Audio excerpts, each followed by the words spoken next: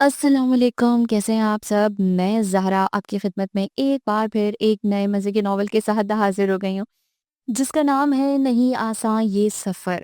یہ لکھا ہے نایاب جبین نے اور یہ آیا تھا 2007 کے دسمبر میں کرن ڈائجسٹ میں۔ چلے چلتے ہیں کہانی کی طرف۔ مجھے اس عورت سے نفرت ہے اور اس کے بچوں سے شدید ترین نفرت، اور اب مجھے اپنے آپ سے بھی نفرت ہونے لگی ہے۔ اس نے سنگی بینچ پر بیٹھتے ہوئے کرب سے سوچا، جب آدمی انسانیت کے مقام سے گرتا ہے تو کیا محسوس ہوتا ہے، اور جب کسی کی نظر سے گرتا ہے تو کیا بیتتی ہے اس پر۔ کچھ گرم قطرے اس کے گالوں پر سے پسلتے ہوئے گردن پر لڑک آئے تھے۔ اس نے تھک کر بینچ کی پشت سے ٹیک لگا لی۔ وہ خود کو اندھی کھائی میں گرتا محسوس کرتا ہے، یا پھر ضمیر کی عدالت میں صفائیاں پیش کی جاتی ہیں۔ ضمیر کی عدالت؟ وہ بڑبڑائی تھی۔ بڑی سخت عدالت ہوتی ہے جس میں مجرم اپنے لیے خود سزا تجویز کرتا ہے۔ کیا کوئی خود اپنے ہاتھوں گلے میں پھانسی کا پھندا ڈال سکتا ہے؟ اس نے ہتھیلیوں کی پشت سے آنسوؤں کو صاف کیا۔ دھند کی وجہ سے کوئی منظر صاف نہیں تھا۔ ہر چیز کوہر میں لپٹی اداس تھی، بالکل اس کی طرح۔ کچھ ہمت کر کے اس نے اٹھنا چاہا، مگر کامیاب نہیں ہو سکی تھی۔ اس کی ٹانگیں کانپ رہی تھی، سردی کی وجہ سے نہیں بلکہ اس بار کی وجہ سے جو اٹھایا نہیں جا رہا تھا۔ اس نے اپنی دھونکنی کی مانند چلتی ہوئی سانسوں کو ہموار کرنے کی کوشش کی، لیکن وہ اس میں بھی کامیاب نہیں ہو سکی تھی۔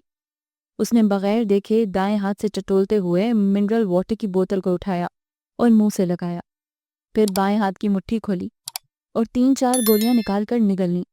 میں نے ساری زندگی کیا کیا؟ ایک فلم تھی جو ذہن کی اسکرین پر چلنے لگی۔ آنکھیں بند کر کے اس نے سر جھٹکنا شروع کر دیا۔ وہ کچھ سوچنا نہیں چاہتی تھی، مگر میں نے صرف اور صرف نفرت کی۔ اس نے سوچا اور پھر اسے یاد آ گیا تھا کہ اس نے کسی سے محبت کی تھی۔ آنکھوں سے ایک بار پھر پانی روانی سے بہنے لگا تھا۔ وہ آنسوؤں کو پوچھتے ہوئے ہنسنے لگی اور پھر ہنستے ہنستے ایک دم چپ ہو گئی۔ ہاں، میں نے حیدر سے محبت کی تھی، وہ ہذیانی انداز میں چیخی اور پھر دھاڑے مار مار کر رونے لگی۔ پارک اس وقت سنسان تھا۔ بھلا رات کے 2 بجے کسے ضرورت تھی پارک میں آنے کی؟ اس نے دور دور تک سناٹوں کو محسوس کر کے ایک دفعہ پھر اٹھنا چاہا۔ اس بار وہ کامیاب ہو گئی تھی، مگر دوسرے ہی پل لڑکتی ہوئی سرد گھاس پر گر گئی۔ اس کے منہ سے سفید جھاگ نکل رہا تھا، جبکہ ٹانگیں بے جان ہو گئی تھیں، اور شاید جسم بھی۔ نئی صبح نیا ہنگامہ لے آئی تھی۔ اگرچہ ازکی صبح خیز تھی، لیکن نہ جانے کیوں آج آنکھ دیر سے کھلی۔ جب وہ اٹھی تو سورج آب و تاب سے چمک رہا تھا۔ وہ اسپرنگ کی طرح اچھل کر واش روم کی طرف بھاگی، منہ پر 2-3 پانی کے چھپاکے مار کر تولیے سے چہرہ تھپتھپایا۔ دیا اور زید ابھی تک سو رہے تھے۔ ازکی کو کچھ اطمینان ہوا۔ حیدر کا کندھا ہلا کر اسے جگانے اور باتھ روم کی طرف دھکیلنے میں کم از کم 7 منٹ لگے تھے۔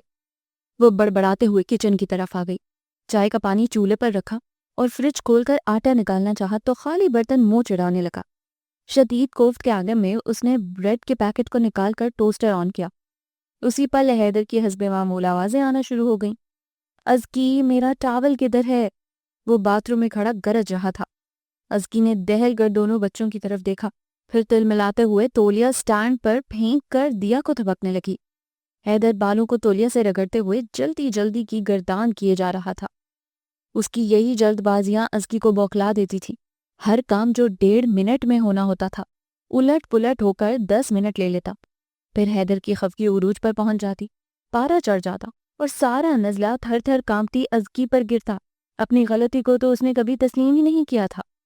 حیدر بلو شرٹ کو الٹ پلٹ کر کے دیکھ رہا تھا۔ ازکی کا سانس حلق میں اٹک گیا۔ اس نے کنکھیوں سے حیدر کے تاثرات نوٹ کیے۔ حیدر، ٹائم کم ہے، لیٹ ہو جائیں گے آپ، جلدی سے چینج کر کے ناشتہ کر لیں۔ ازکی نے اس کا دھیان شرٹ سے ہٹانا چاہا تھا۔ وقت کا احساس دلاتے ہوئے اسے اچانک چولہے پر رکھی چائے کا خیال آیا۔ وہ کچن کی طرف جانے لگی تھی جب حیرت نے جھنجھلاتے ہوئے شرٹ صوفے پر اچھال دی۔ کہاں جا رہی ہو؟ وہ وائٹ لائننگ والی شرٹ پریس کر دو، تم جانتی تو ہو کہ مجھے یہ کلر سخت ناپسند ہے۔ آج یہی پہن لیں۔ رات کو میں نے آدھی بند ہوتی آنکھوں کے ساتھ آپ کے کپڑے استری کیے تھے، اور ابھی تو میں نے ناشتہ بھی بنانا ہے۔ ازکی نے کچھ ڈرتے ہوئے کہا تھا۔ جواباً حیدر نے کھا جانے والی نظروں سے اسے گھورا، ٹیبل کو ٹھوکر ماری शर्ट को उठाया और इस्त्री स्टैंड की तरफ बढ़ गया।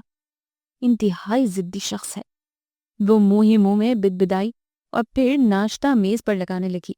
15 मिनट बाद फुल तैयारियों के साथ खुशबुएं बिखेरता वो कमरे से बाहर निकल आया था।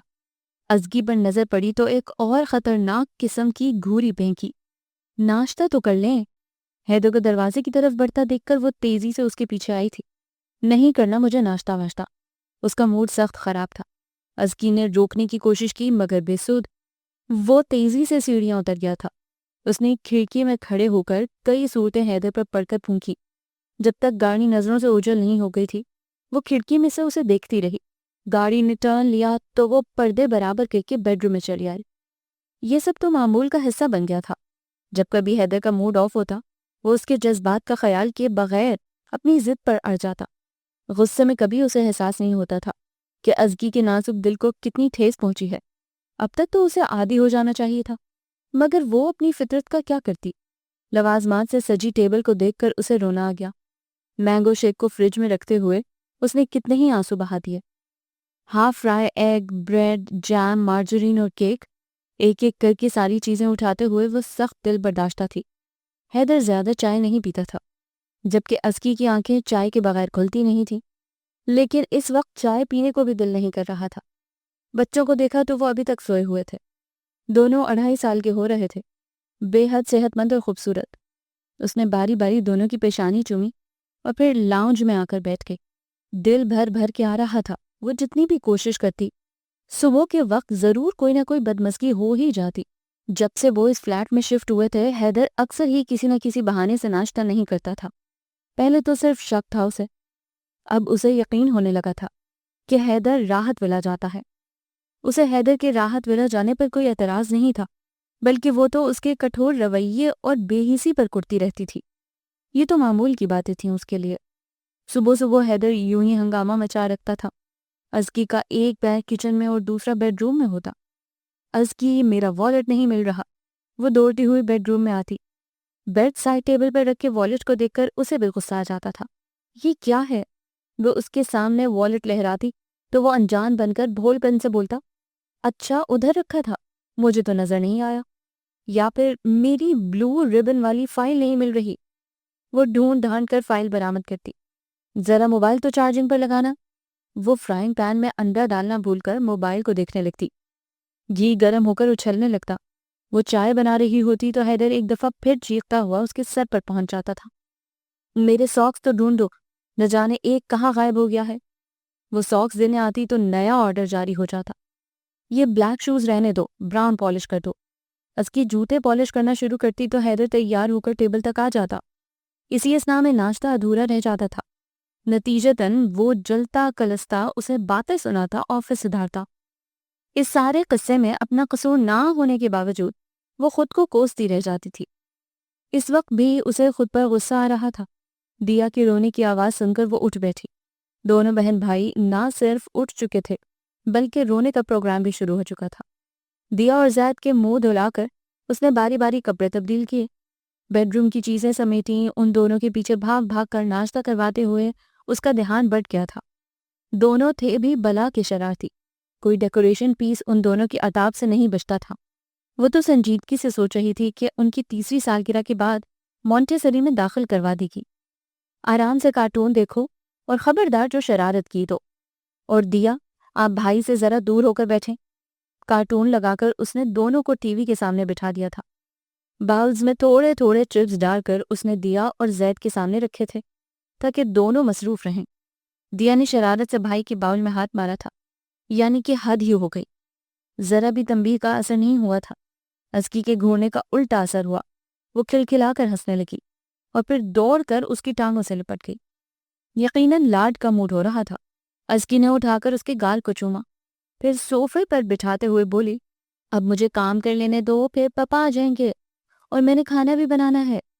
पापा किधर हैं? ऑफिस। अजकी की बजाय जैद ने मुदब्बिराना अंदाज में जवाब दिया। अजकी को हंसी आ गई। वो दोनों कार्टून्स देखने में महब हो गए थे, लिहाजा वो आराम से काम कर सकती थी। हैदर के कई मर्तबा कहने के बावजूद उसने काम वाली नहीं रखी थी। काम था भी कितना, सारा दिन बोर होने से बेहतर था कि वो मसरूफ ही रहती। برتن دھونے کے بعد اس نے کچن صاف کیا، بچوں کے کپڑے سرف میں بھگوئے تھے، انہیں کھنگال کر الگنی پر پھیلایا۔ ڈسٹنگ کی۔ حیدر کو ڈسٹ سے سخت الرجی تھی۔ حیدر کی امی بھی بے حد صفائی پسند خاتون تھی، مجال ہے جو گرد کی تہ نظر آ جائے، حتیٰ کہ ڈسٹ بن تک چم چم کرتا تھا۔ کام سے فراغت کے بعد اس نے اپنا حلیہ درست کیا۔ دیا اور زید کی آواز نہیں آ رہی تھی، جبکہ ٹی وی چل رہا تھا۔ وہ بے حد پریشانی کے عالم میں لاؤنج میں آئی تو دیا صوفے پر جبکہ زید کارپٹ پر بے خبر سو رہے تھے۔ اس نے نرمی سے زید کو باہوں میں اٹھا کر بیڈ پر لٹایا اور دیا کے اوپر چادر ڈال کر ٹی وی بند کر دیا اور خود بھی کارپٹ پر دراز ہو گئی۔ اس کی آنکھیں بند تھیں اور ذہن راحت ولا میں اٹکا ہوا تھا۔ ازگی نے بریانی دم پر رکھی ہی تھی کہ ڈور بیل گنگنا اٹھی۔ اس نے آنچ دھیمی کر کے باہر جھانکا۔ اس سے پہلے ہی دونوں بچے اچھلتے ہوئے پاپا آ گئے کا نعرہ بلند کیے دروازے تک پہنچ چکے تھے۔ ماما آ بھی جائیں، پاپا آ گئے ہیں۔ زید نے بے صبری سے ازگی کو پکارا۔ وہ ہاتھ پہنچتی ہوئے ان کے پیچھے آ گئی۔ لاک کھول کر وہ ہٹ گئی تھی۔ دونوں بچے باپ سے لپٹ گئے۔ وہ بھی ساری تھکن بھلا کر ان دونوں کو چٹا چٹ چوم رہا تھا۔ ماما کہاں ہے؟ حیدر نے زید سے دریافت کیا۔ کچن میں۔ اچھا۔ اس کا اچھا خاصا طویل تھا۔ ازکی نے کچکچا کر حیدر کو دیکھا۔ وہ زید اور دیا کو ایک ایک چاکلیٹ کھول کر پکڑا رہا تھا۔ کچن کے دروازے کے پاس وہ لمحے کو رکا، مگر پھر بڑے انداز میں گنگناتے ہوئے بیڈ روم میں چل دیا۔ وہ نہا کر باہر نکلا تو ازکی بیڈ روم میں موجود تھی۔ آج آپ دیر سے کیوں آئے ہیں؟ اس کے تھانے دارانہ انداز پر حیدر نے مسکراہٹ ضبط کی۔ دراصل ایک دوست کو اس کے گھر ڈراپ کرنا تھا۔ اس کا راستہ چونکہ دوسرا تھا، اسی لیے دیر ہو گئی۔ خلاف توقع حیدر نے ذرا تفصیل سے جواب دیا۔ جن کے راستے مختلف ہوں ان دوستوں کو ابتدا میں ہی اللہ حافظ کہہ دینا چاہیے۔ اس سے نہ صرف اپنا وقت بچتا ہے بلکہ طویل سفر کی تھکان بھی نہیں ہوتی۔ کھانا کھلانے کا پروگرام ہے کہ فلسفے پر ہی ٹھہراؤگی؟ حیدر مسکرایا۔ کم کم ہی چہرہ مبارک پر مسکراہٹ جلوہ افروز ہوتی تھی۔ ازکی اس کا بہترین موڈ دیکھ کر پلٹ گئی۔ وہ ڈائننگ ٹیبل پر برتن رکھ رہی تھی جب وہ ایک دفعہ پھر بنا ٹھنا سا اس کے قریب چلا آیا۔ کہیں جانا ہے آپ کو؟ ازکی نے اس کی تیاریوں کو دل ہی دل میں سراہا۔ غضب کی ڈریسنگ ہوتی تھی اس کی، بلا کا نفاست پسند تھا۔ ہاں، ایسا ہے کہ تم بچوں کو تیار کر دو اور خود بھی ہو جاؤ۔ میں اتنے میں گاڑی نکالتا ہوں، ایک دوست کا نکاح ہے آج شہنائی میں۔ مجھے اصل میں یاد ہی نہیں رہا تھا، ابھی ابھی اس کا SMS آیا ہے۔ اب کھڑی میرا منہ کیا دیکھ رہی ہو، فٹافٹ تیاری پکڑو۔ ازکی نے کچھ جھنجھلا کر چمچہ ٹیبل پر پٹخا۔ اس کی اسی طرح کی لاپرواہیوں پر اسے جی بھر کے تاؤ آتا تھا۔ یہ کوئی وقت ہے بتانے کا؟ آپ صبح بھی تو ذکر کر سکتے تھے، میں کم از کم بچوں کے کپڑے ہی پریس کر دیتی۔ کہا تو ہے کہ ذہن سے نکل گیا تھا۔ ازکی نے تیزی سے برتن میز پر سے سمیٹے۔ دیا نے چاکلیٹ سے منہ اور دونوں ہاتھ گندے کر لیے تھے۔ اس کا منہ اور ہاتھ دھلوا کر کپڑے بدلتے ہوئے وہ مسلسل نیچے سے آنے والے ہارن کی آواز سن کر بھننا رہی تھی۔ بچوں کو تیار کر کے اس نے اپنے کپڑے الماری سے نکالے، تبھی موبائل کی بپ بجنے لگی۔ ازکی نے جھلا کر موبائل اٹھایا۔ اسکرین پر حیدر کا نمبر جگمگا رہا تھا۔ 10 منٹ تک آ رہی ہوں۔ حیدر کو کچھ کہنے سے پہلے ہی وہ سرت سے بولی، تم رہنے دو، میں پہلے ہی لیٹ ہو چکا ہوں، کم از کم تم آدھا گھنٹہ تو مزید لگاؤ گی، لہٰذا دروازہ بند کر کے کھانا کھا لو، میں دیر سے آؤں گا۔ ازکی نے گہری سانس خارج کر کے کپڑے بیڈ پر پھینکے اور دونوں ہاتھوں سے سر تھام لیا۔ ماما چلیں بھی۔ دیا نے اس کا بازو ہلایا۔ زید منتظر سا بیٹھا تھا۔ اس نے بکھری ہمتیں سمیٹ کر بچوں کو اٹھایا، بالوں میں برش چلا کر پرس پکڑا اور دروازے لاک کر کے سیڑھیاں اترنے لگی۔ آخر بچوں کو بھی بہلانا تھا۔ حیدر کو اس نے مختصر سی کال کر کے بتا دیا تھا اپنے جانے کے متعلق۔ حیدر رات 12:30 بجے گھر آیا تھا۔ اس کے ساتھ ساحرہ بھی تھی۔ وہ ساحرہ کی ضد پر ہی اسے یہاں لایا تھا۔ فلیٹ کی سجاوٹ اور خوبصورتی کو ساحرہ نے بڑی حاسدانہ نظروں سے دیکھا تھا۔ وہ ایک ایک چیز کو نظروں میں تول رہی تھی۔ خصوصاً حیدر کے بیڈ روم میں آ کر اس کا حسد نفرت میں بدلنے لگا۔ من میں لاوا سپک رہا تھا جو کہ ابلنے کو بےتاب تھا۔ اس نے زہریلی نگاہوں سے دیا اور زید کی انلارج تصویر کو گھورا۔ اس کی آنکھوں سے شعلے لپکنے لگے تھے۔ بیڈ کے عین سامنے والی دیوار پر ازکی کی فل سائز تصویر ٹنگی تھی۔ ہنستی مسکراتی ازکی تفخر سے حیدر کے پہلو میں کھڑی تھی۔ حیدر واش روم میں تھا۔ جب باہر آیا تو اسے بت بنا پا کر قدرے حیران ہوا تھا۔ کیسا لگا تمہیں میرا فلیٹ؟ وہ ہلکے بلکے انداز میں بولا تھا۔ ساحرہ نے مڑ کر کٹیلی نگاہوں سے اسے دیکھا۔ صرف تمہارا؟ وہ دھیمی آواز میں غرائی۔ حیدر کو اپنے لفظوں کے چناؤ پر پشیمانی ہوئی تھی۔ اس نے ساحرہ کا بدلتا موڈ بھی دیکھ لیا تھا، لہٰذا نرمی سے اسے بیٹھنے کا اشارہ کر کے کچن میں چلا گیا۔ اس دربے کا راحت ولا سے کیا مقابلہ؟ ساحرہ نے دل کو تسلی دی۔ ٹرے میں کافی کے مگ رکھے حیدر کمرے میں آیا تو ساحرہ پہلے جیسی کیفیت میں بیٹھی ہوئی تھی۔ اس کی موجودگی محسوس کر کے سیدھی ہو گئی۔ یہ کافی پیو۔ ساحرہ نے مگ حیدر کے ہاتھ سے لے لیا تھا۔ کافی پیتے ہوئے بھی وہ مسلسل حیدر کی طرف دیکھ رہی تھی۔ اسے ساحرہ کی نظروں سے اب الجھن سی ہونے لگی تھی، تاہم اس نے کچھ ظاہر نہیں ہونے دیا۔ اچھی بنی ہے نا کافی؟ حیدر نے ساحرہ سے تائید چاہی۔ اس نے اس بات میں سر ہلایا۔ جانتے ہو کتنے دنوں بلکہ مہینوں بعد تمہارے ہاتھ کی بنی کافی پی ہے؟ ساحرہ کا لہجہ عجیب سا تھا، یا پھر حیدر کو ہی لگا۔ کئی لمحے وہ کچھ بول نہیں سکا تھا۔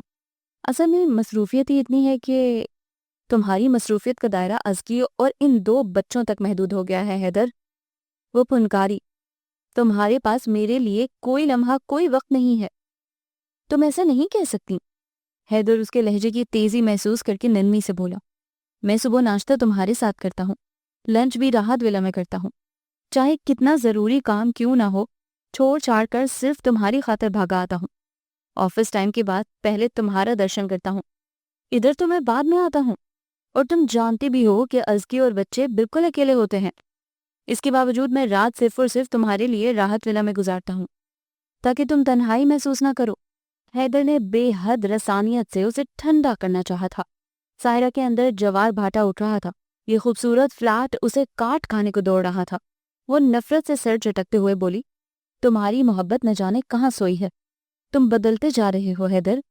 ساحرہ نے مگ ٹیبل پر پٹکا۔ تھوڑی سی کافی چھلک کر میز کی شفاف سطح پر گر گئی تھی۔ یہ بچے تمہارے لیے اہم ہوتے جا رہے ہیں۔ ساحرہ نے دیا اور زید کی تصویر کی طرف اشارہ کیا۔ تم مجھے بھول رہے ہو، چند سالوں بعد تمہیں ساحرہ یاد بھی نہیں رہے گی۔ ساحرہ، تم نے بدگمانیوں کی بہت بڑی فصیل کھینچ لی ہے۔ ایسی کوئی بات نہیں، میں کل بھی تمہیں چاہتا تھا، آج بھی تم سے محبت کرتا ہوں۔ یہ تو مجھے کہنا چاہیے کہ تم بدل رہی ہو۔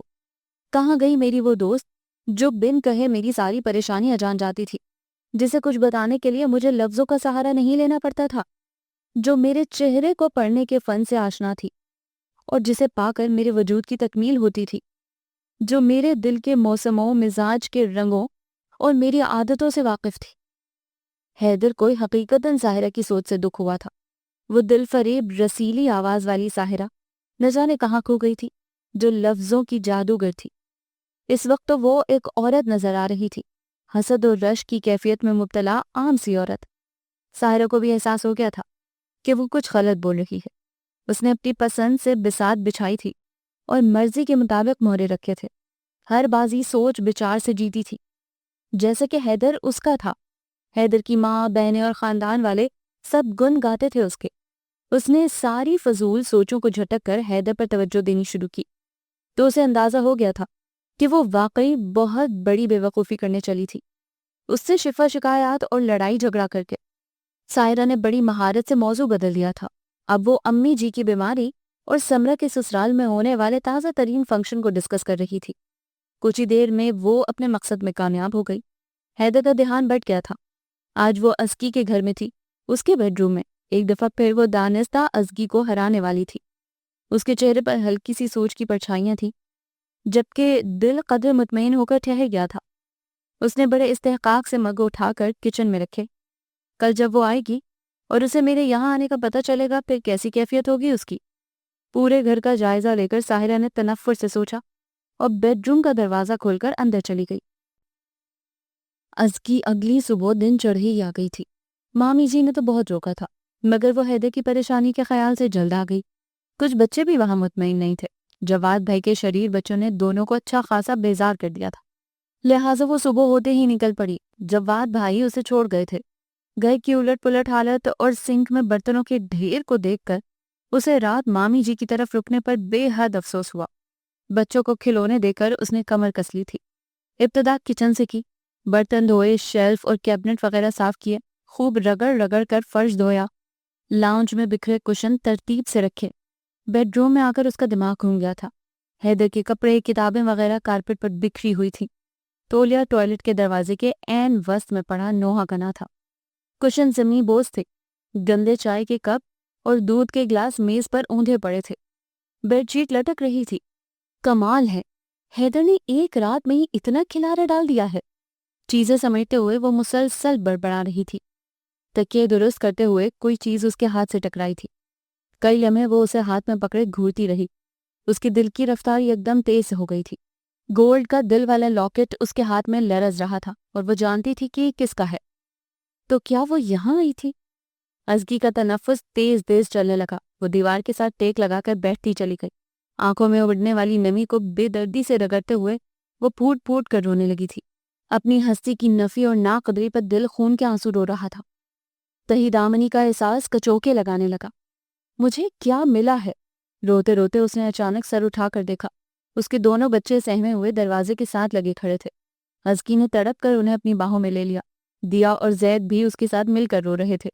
میرا سب کچھ تو یہی ہے، میں خالی دامن کب ہوں؟ بھلا مجھ سے بڑھ کر بھی کوئی امیر ہے؟ میرے دوست، میرے بچے ہیں۔ دیا کی پیشانی چومتے ہوئے وہ مسلسل بڑبڑا رہی تھی۔ آپ اسے یہاں لے کر آئے تھے؟ رات کو حیدر 9 بجے گھر آیا تھا۔ آتے ہی اس تفتیش پر چرسا گیا۔ میں جسے چاہوں اور جب چاہوں یہاں لے کر آؤں، تم کون ہوتی ہو پوچھنے والی؟ یہ میرا گھر ہے، مجھ سے تعلق رکھنے والا ہر شخص یہاں آئے گا، چاہے وہ کوئی بھی ہو۔ حیدر نے ایک ایک لفظ چبا کر بولتے ہوئے اس کے سوجے پپوٹے اور گلابی آنکھوں کو دیکھا۔ اس کے بال بکھرے ہوئے تھے جبکہ چہرہ بے حد سرخ تھا۔ میں اس گھر کے مالک کی بیوی ہوں، حق رکھتی ہوں پوچھنے کا، ازکی بھاری آواز میں بمشکل بولی۔ حلق میں گولا اٹکنے لگا تھا۔ میرے خیال میں جو یہاں آئی تھی اس کے پاس بھی ایسا حق محفوظ ہے۔ حیدر کا اطمینان قابل دید تھا۔ ازکی کو اپنا آپ انگاروں سے جلتا محسوس ہوا۔ یہ میرا گھر ہے، میں اس عورت کا سایہ بھی یہاں پڑنے نہیں دوں گی۔ اپنی زبان کو لگام دو۔ حیدر نے شدید تیش کے عالم میں اس کے رخسار پر تھپڑ دے مارا۔ کبھی بھی ساحرہ کے متعلق کچھ مت کہنا، ورنہ میرے مزاج سے تم واقف ہی ہو۔ اس کے بالوں کو مٹھی میں جکڑتے ہوئے اس نے گرج کر کہا تھا۔ کیا کر لیں گے آپ؟ زیادہ سے زیادہ ماریں گی نا؟ جتنا چاہیں مار لیں، لیکن میں ساحرہ کو یہاں آنے نہیں دوں گی۔ نہ جانے کہاں سے اتنی ہمت آ گئی تھی اس میں۔ حیدر کے ہاتھوں کی گرفت میں مزید تیزی آ گئی۔ اس نے ازکی کو دھکا دے کر بیڈ پر پٹخ دیا۔ درد سے پھٹتے سر کو انگلیوں سے دباتے ہوئے وہ روئے جا رہی تھی۔ حیدر نے سائڈ ٹیبل سے گاڑی کی چابی اٹھائی، آخری غصیلی نگاہ اس کے تڑپتے وجود پر ڈالی اور باہر نکل گیا۔ دروازے کی چرچراہٹ سن کر وہ ہڑبڑا کر اٹھ گئی تھی۔ پہلے تو کچھ سمجھ نہیں آیا کہ وہ کہاں ہے۔ آہستہ آہستہ حواس ٹھکانے آئے تو نئے سرے سے سب کچھ یاد آنے لگا۔ حیدر نے بیڈ روم کی لائٹ آن کر کے شرٹ اتاری۔ ازکی، دیا اور زید کے لیے دودھ کی بوتلیں لینے چلی گئی۔ 4 بجے وہ اٹھ جاتے تھے۔ حیدر کپڑے بدل کر آیا تو ازکی لیٹ چکی تھی۔ اس نے اپنا تکیہ اٹھایا اور پھر کارپٹ پر دراز ہو گیا۔ صبح وہ معمول کے مطابق شور مچاتے ہوئے تیار ہو رہا تھا، جیسے کچھ ہوا ہی نہ ہو۔ بہت دن بعد اس نے ڈٹ کر ناشتہ بھی کیا اور پھر بچوں کو باہر لے جانے کا وعدہ کر کے آفس چلا گیا تھا۔ ازکی معمولی کے کام نمٹا کر بچوں کو نہلانے لگی تھی جب فون کی بیل گنگنا اٹھی۔ اس نے جلدی جلدی دیا کے اوپر پانی ڈال کر تولیہ لپیٹا اور فون سٹینڈ کی طرف بڑھی۔ دوسری طرف راحت بیگم کی آواز سن کر وہ گڑبڑا گئی تھی۔ اسے امید نہیں تھی کہ وہ کبھی یہاں فون کریں گی۔ بڑا تنتنا تھا ان میں۔ اس نے سلام کیا تو انہوں نے جواب دینے کی زحمت گوارا نہیں کی، بس حیدر کا پوچھ کر فون رکھ دیا۔ وہ سوچتے ہوئے الجھن کا شکار ہو گئی۔ لنچ ٹائم میں حیدر کبھی نہیں آیا تھا۔ اس وقت اسے دروازے میں کھڑا دیکھ کر ازکی کو شدید حیرت ہوئی۔ وہ خوب لندا پھندا تھا، شاید کل کے رویے کی تلافی کرنا چاہتا تھا۔ ازکی کو مختلف شاپرز پکڑا کر وہ بیڈ روم میں چلا گیا۔ اس نے پلیٹیں نکال کر ڈائننگ ٹیبل پر رکھی۔ وہ دونوں بچوں کو اٹھا کر لے آیا تھا۔ انہیں کیوں لائے ہیں؟ سونے دیتے۔ ازکی دیا کی بیزار صورت دیکھ کر بولی۔ ابھی اس کا سائرن بج جانا تھا۔ یہ جو میں اتنا کچھ لایا ہوں یہ کون کھائے گا؟ وہ زید کا منہ دھلواتے ہوئے بولا۔ ازکی بغیر کچھ کہے تولیہ لینے چلی گئی۔ حیرت انگیز بات یہ تھی کہ دونوں بچے کچی نیند میں اٹھنے کے باوجود روئے نہیں تھے، بلکہ خوب چہک رہے تھے۔ پاپا میں جھولے میں بیٹھوں گی۔ وہ دونوں رات کی تفریح کے متعلق پلاننگ کر رہے تھے۔ ازکی کو ہنسی آ گئی۔ وہ جانتی تھی کہ حیدر کے پاس وقت نہیں ہوگا، اور پھر راحت ولا جا کر اسے واپسی کا خیال ذرا دیر سے ہی آتا ہے۔ کھانا کھا کر اس نے برتن سمیٹے جبکہ حیدر دونوں بچوں کو لے کر بیڈ روم میں چلا گیا تھا۔ کچن صاف کر کے جب وہ آئی تو دیا اس کے سینے پر سر رکھے سو چکی تھی۔ ازکی نے اسے اٹھانا چاہا تو حیدر نے روک دیا۔ رہنے دو اسے، اور تم کہاں جا رہی ہو؟ ادھر بیٹھو۔ حیدر نے کھسک کر اس کے لیے جگہ بنائی تھی۔ وہ خاموشی سے دوسری طرف بیٹھ گئی۔ خفا ہو؟ کچھ دیر خاموش رہنے کے بعد وہ آہستگی سے بولا۔ ازکی نے بے حد شکایتی نظروں سے اس کی طرف دیکھا تھا، جبکہ وہ اس کی سیاہ آنکھوں میں پھیلی سرخی اور اداسی کو دیکھ کر نگاہ چرا گیا۔ کیا نہیں ہونا چاہیے؟ اس سوال کا جواب حیدر کے پاس نہیں تھا۔ وہ خاموش رہا، یا پھر وہ مزید اس موضوع پر گفتگو کرنا نہیں چاہتا تھا۔ اسے ازکی کے تیور بدلے بدلے سے لگ رہے تھے۔ پہلے بھی ان کے درمیان جھگڑا ہوتا تھا، کبھی کبھار غصے میں اس کا ہاتھ بھی اٹھ جاتا، لیکن ازکی نے کبھی بات کو طول نہیں دیا تھا۔ وہ خود ہی اسے منا لیا کرتی تھی۔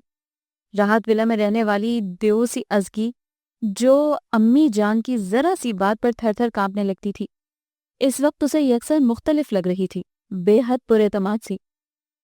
حیرت ہے، راحت ولا سے یہاں تک اتنے مختصر سے عرصے میں ازکی میں اتنی زیادہ تبدیلی آ گئی تھی اور مجھے علم ہی نہیں ہو سکا۔ وہ بے حد حیرانگی سے سوچ رہا تھا۔ ازکی کو اس معنی خیز خاموشی سے الجھن ہونے لگی۔ وہ سنبھل کر اس کے پاس سے اٹھی تھی۔ تکیہ درست کرتے ہوئے اس نے حیدر کی آواز سنی۔ تم یہ چاہ رہی ہو کہ میں ایکسکیوز کروں، اپنے رویے کی معافی طلب کروں تم سے؟ طنزیہ لہجہ اختیار کرتے ہوئے وہ ایک پل کو رکا۔ اس بھول میں مت رہنا ازکی بیگم، تم کبھی بھی اس مقام تک نہیں پہنچ سکو گی جسے عرف عام میں دل کہتے ہیں۔ اس میں کوئی اور پورے کرو فر سے جلوہ افروز ہے۔ وہ استہزائیہ ہنسا۔ ازکی کی آنکھوں میں کرچیاں چبھنے لگی۔ سینے میں کچھ بہت زور سے ٹوٹا تھا۔ اس فلیٹ میں تمہیں لے آیا ہوں تو مالک نہ بن بیٹھو، اور ہاں، ایک غلط فہمی دور کر لو ابھی سے کہ ساحرہ جب چاہے یہاں آ سکتی ہے۔ آئندہ اس معاملے میں بحث مت کرنا مجھ سے۔ وہ لفظوں کی تیر برسا کر کروٹ بدل چکا تھا۔ ازکی ایک پل میں ہی عرش سے فرش پر آ گری تھی۔ تھوڑی دیر پہلے جو ہلکی سی پشیمانی حیدر کے لہجے سے ظاہر ہو رہی تھی، وہ اس وقت مفقود ہو چکی تھی۔ اس نے دوبارہ بے حسی کا لبادہ اوڑھ لیا تھا۔ 7 مہینے پہلے جب وہ اسے لے کر راحت ولا سے نکلا تھا تو پہلی مرتبہ ازکی کو قدموں کے نیچے زمین ہونے کا احساس ہوا تھا۔ سر پر چھت اگرچہ نہیں تھی، مگر سائبان دینے والا ہم قدم تھا، اور اس وقت وہ ایک دفعہ پھر کڑی دھوپ میں بھر بھر جل رہی تھی۔ اس تپش نے اس کے دل کو بھی اپنی لپیٹ میں لے لیا۔ وہ ایک دفعہ پھر خلا میں معلق ہو گئی تھی۔ امی جان نے فون کیا تھا، جبکہ تم نے مجھے بتانے کی زحمت گوارا نہیں کی۔ وجہ پوچھ سکتا ہوں محترمہ ازکی صاحبہ آپ سے؟ کھیر بناتے ہوئے ازکی کے ہاتھ سے کفگیر گر پڑا۔ حیدر آفس سے اٹھ کر آیا تھا۔ اس کی گاڑی کو بے وقت گیراج میں دیکھ کر اس کے اوسان خطا ہو گئے تھے۔ پردے کی اوٹ میں اس نے حیدر کے سرخ چہرے اور بھنچے ہوئے لبوں کو دیکھا تھا۔ اس کی سیڑھیاں چڑھنے اور کچن تک آنے میں صرف 3 منٹ لگے تھے، جبکہ ازکی پر ایک ایک پل بھاری ہو گیا تھا۔ وہ جان گئی تھی کہ اس سے انجانے میں غلطی سرزد ہو گئی ہے، اور اس کی سزا بے حد کڑی ہوگی۔ وہ میں کل آپ کو بتانا چاہ رہی تھی، وہ یہ نہیں کہہ سکتی تھی کہ تمہارے لفظوں کے تیروں نے مجھے لہولہان کر دیا تھا۔ کچھ بھی محفوظ نہیں رہا تھا، نہ دل نہ دماغ۔ سوچنے سمجھنے کی صلاحیتیں مفلوج ہو گئی تھیں اس پل۔ تم شروع سے ہی خار کھاتی ہو ان سے۔ امی نے فون کیا تھا کہ ساحرہ کی طبیعت خراب ہے، مگر تم نے جان بوجھ کر مجھے نہیں بتایا۔ وہ دھاڑ رہا تھا، جبکہ ازکی اس نئے الزام پر تڑپ کر رہ گئی۔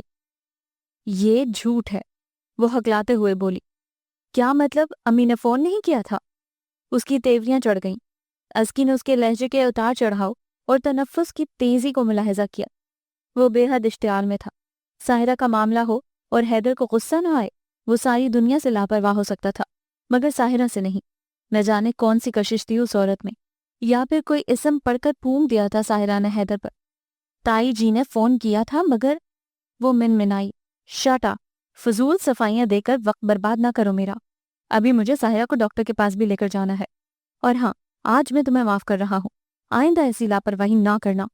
ازکی کی بات سنے بغیر اس پر احسان کرتا ہوا دروازہ دھماکے سے بند کر کے سیڑھیاں اتر گیا تھا، اور دیا پاپا پاپا کرتی اس کے پیچھے لپکی تھی، جبکہ اس نے دیا کی آواز سن کر بھی پلٹ کر نہیں دیکھا تھا۔ بند دروازے کو ننھے منھے ہاتھوں سے بجاتے ہوئے وہ چیخ چیخ کر رو رہی تھی۔ اس نے برنر بند کر کے دیا کو اٹھایا اور ساتھ لگا کر تھپکنے لگی۔ موسم چند دنوں سے بے حد خراب تھا۔ اچانک ہی مشرقی جانب سے تیز بگولا اٹھا، جس نے پورے شہر کو اپنی لپیٹ میں لے لیا۔ تیز آندھی کے ساتھ بادلوں کی گرج چمک دلوں کو سہما رہی تھی۔ رات کے 10 بجے تھے۔ ازکی کھڑکیاں دروازے اچھی طرح بند کیے بچوں کو لیے بیڈ روم میں آ گئی۔ بچے بے حد خوفزدہ تھے۔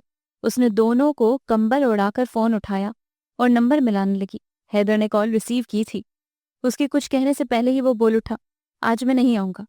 ازکی اس کی لاپرواہی پر چٹک کر رہ گئی۔ دونوں بچوں کی طرف دیکھ کر اس نے آہستگی سے کہا، حیدر بچے بے حد خوفزدہ ہیں، اور پھر آپ جانتے بھی ہیں کہ میں اکیلی نہیں رہ سکتی۔ میں تم لوگوں کے ساتھ چپک کر بیٹھ جاؤں؟ بہت شوق تھا تمہیں الگ رہنے کا، اب بھگتو خود ہی۔ جواباً وہ دھیمے لہجے میں طنزیہ بولا۔ ازکی جان گئی تھی کہ کچھ کہنا سننا بیکار ہے۔ فون رکھ کر وہ بیڈ پر ڈھہ گئی۔ دیا کھسکتے ہوئے اس کے قریب آ گئی تھی۔ ماما، ڈر لگ رہا ہے۔ اپنے مننے سے ہاتھ کو اس کے گال پر پھیرتے ہوئے وہ معصومیت سے بولی۔ ازکی نے بے خیالی میں سر ہلایا۔ مجھے بھی ڈر لگ رہا ہے، اور بھائی کو بھی۔ اچھے بچے ڈرتے نہیں ہیں، آپ تو بہت بہادر ہو۔ اس نے کچھ چونک کر دیا اور پھر زید کو دیکھا۔ آدھی بند ہوتی آنکھوں میں خوف کی پرچھائیاں واضح نظر آ رہی تھیں۔ ازکی نے ہاتھ بڑھا کر زید کو بھی قریب کر لیا۔ دونوں بچے اس کے دائیں بائیں تھے۔ اس نے خود کو بہت محفوظ تصور کیا۔ تھوڑی دیر پہلے والی بے سکونی اور تکلیف کا اثر زائل ہو گیا تھا۔ ماما، پاپا نہیں آئیں گے؟ زید نے اس کے بازو میں سر گھسایا۔ نہیں، باہر بارش ہے، پاپا بھیگ جائیں گے۔ دیا بڑے پن سے بولی۔ ساتھ میں ماں سے تائید بھی چاہی۔ اس نے مسکراتے ہوئے اس بات میں سر ہلایا۔ پاپا امبریلا لے کر آ جائیں گے، دادو پاس ہوگی امبریلا۔ زید نے سر اٹھا کر دیا کو دیکھا۔ اچھا پاپا آ جائیں گے، وہ خوش ہو کر چہکی۔ بٹر فلائی والے امبریلا لے کر ہے ماما جی؟ دیا نے اس کا بازو ہلایا۔ اس نے کچھ جھنجھلا کر دیا کو تھپکا۔ چلو اب کلمہ پڑھو اور سو جاؤ۔ میں پاپا سے کلمہ پڑھوں گی، دیا سرت سے بولی۔ میں بھی، زید نے ایک دفعہ پھر سر اٹھا کر کہا۔ ازکی نے دونوں کو ہلکی سی چپت لگا کر ڈانٹا اور پھر کلمہ سننے لگی۔ دونوں ماں کا موڈ دیکھ کر شرافت سے کلمہ سنانے لگے تھے۔ وہ اپریل کی بڑی خوشگوار سی شام تھی جب اچانک ہی راحت بیگم، ساحرہ اور نائلہ آپی چلی آئیں۔ ازکی حیرت سے گمسم رہ گئی۔ بہرحال انہیں ڈرائنگ روم میں بٹھا کر اس نے دونوں بچوں کو دادو کے آمد سے آگاہ کیا۔ وہ کچھ شرماتے گھبراتے اس کا پلو پکڑے ڈرائنگ روم میں آ گئے۔ راحت بیگم نے دونوں کو دیکھ کر نرمی سے پاس بلایا، پیشانی چوم کر دیا کو گود میں جبکہ زید کو دائیں طرف اپنے ساتھ بٹھا لیا۔ پاپا ابھی تک آئے نہیں۔ وہ جانتی تھیں کہ حیدر پہلے راحت ولا ہی جاتا ہے، پھر کھانا کھا کر یا پھر کبھی کبھار چائے وغیرہ پی کر ہی اس طرف آتا ہے، لیکن نہ جانے کیا بچوں سے گریدنا چاہا تھا انہوں نے۔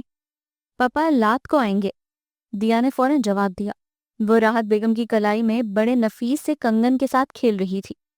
سائرہ خاموشی سے صوفے پر دھنسی ارد گرد کا جائزہ لے رہی تھی۔ اگرچہ اس نے فلیٹ پہلے بھی دیکھ رکھا تھا، مگر ان دنوں میں مزید تبدیلیاں کی گئی تھیں۔ ڈرائنگ روم کا فرنیچر، پردے، حتیٰ کہ کارپٹ بھی بدلا گیا تھا۔ اس نے بچوں کے چہرے دیکھ کر مزید تکلیف محسوس کی۔ وہ جانتی تھی کہ یہاں آ کر دوہری اذیت کا شکار ہو جاتی ہے، مگر پھر بھی وہ یہاں آئی تھی ایک اور بازی کھیلنے۔ اسے ازکی کا مطمئن چہرہ دیکھ کر رشک آتا تھا۔ یہی اطمینان ساحرہ کے سکون کو ڈاواڈول کر دیتا۔ وہ جان نہیں پائی تھی اب تک کہ کون سی ایسی چیز ہے جو ازکی کو انتہائی مطمئن رکھتی ہے، حالانکہ شوہر اور سسرال والوں نے کبھی اسے اہمیت نہیں دی تھی۔ ان سب کی نظروں میں اس کی حیثیت کسی بے جان کھلونے جتنی تھی۔ ازکی کولڈ ڈرنکس لے آئی تھی۔ راحت نے سہولت سے انکار کر دیا، جبکہ ساحرہ نے نزاکت سے گلاس اٹھا لیا تھا۔ نفیس سے گلاس میں مشروب بہت بھلا لگ رہا تھا۔ ساحرہ نے گلاس ٹیبل کی چمکیلی سطح پر رکھ کے ازکی کو دیکھا۔ وہ پہلے کی طرح مؤدب سی بیٹھی تھی۔ آخر راحت بیگم کے سامنے کس کی جرت تھی کہ جم کر بیٹھ سکے؟ چہار سو معنی خیز خاموشی چھائی ہوئی تھی۔ بچے بھی چپ تھے۔ ازکی نے اس سکوت کو توڑتے ہوئے آہستگی سے کہا، میں حیدر کو فون کرتی ہوں۔ ہاں تم رہنے دو، حیدر آ رہا ہے۔ ازکی کو اٹھتے دیکھ کر ساحرہ سرت سے بولی، ساتھ میں جتانے والی معنی خیز نظروں سے دیکھا۔ وہ جزبز سی بیٹھ گئی۔ کچھ دیر بعد دروازہ کھلنے کی آواز آئی تھی۔ بچے قلانچے بھرتے ہوئے حیدر کی ٹانگوں سے لپٹ گئے۔ اس نے بھی دونوں کو والہانہ انداز میں لپٹا لیا۔ ساحرہ نے محبت کے اس مظاہرے کو دیکھ کر نگاہیں موڑ لیں۔ پاپا آپ رات کو کیوں نہیں آئے؟ مجھے نیند بھی نہیں آئی آپ کے بغیر۔ شکایتوں کی پٹاری کھل چکی تھی۔ مجھے بھی۔ زید نے اس کا چہرہ اپنی طرف موڑا۔ دونوں کے تابڑ توڑ سوالوں پر وہ بوکھلا گیا تھا۔ ارے یار سانس تو لینے دو۔ اس نے ٹائی کی نوٹ ڈھیلی کر کے بریف کیس اور کوٹ صوفے پر اچھالا۔ ماں کو دیکھ کر اس کا چہرہ چمک اٹھا تھا۔ میں لیٹ تو نہیں ہوا؟ وہ صوفے پر بیٹھتے ہوئے بولا۔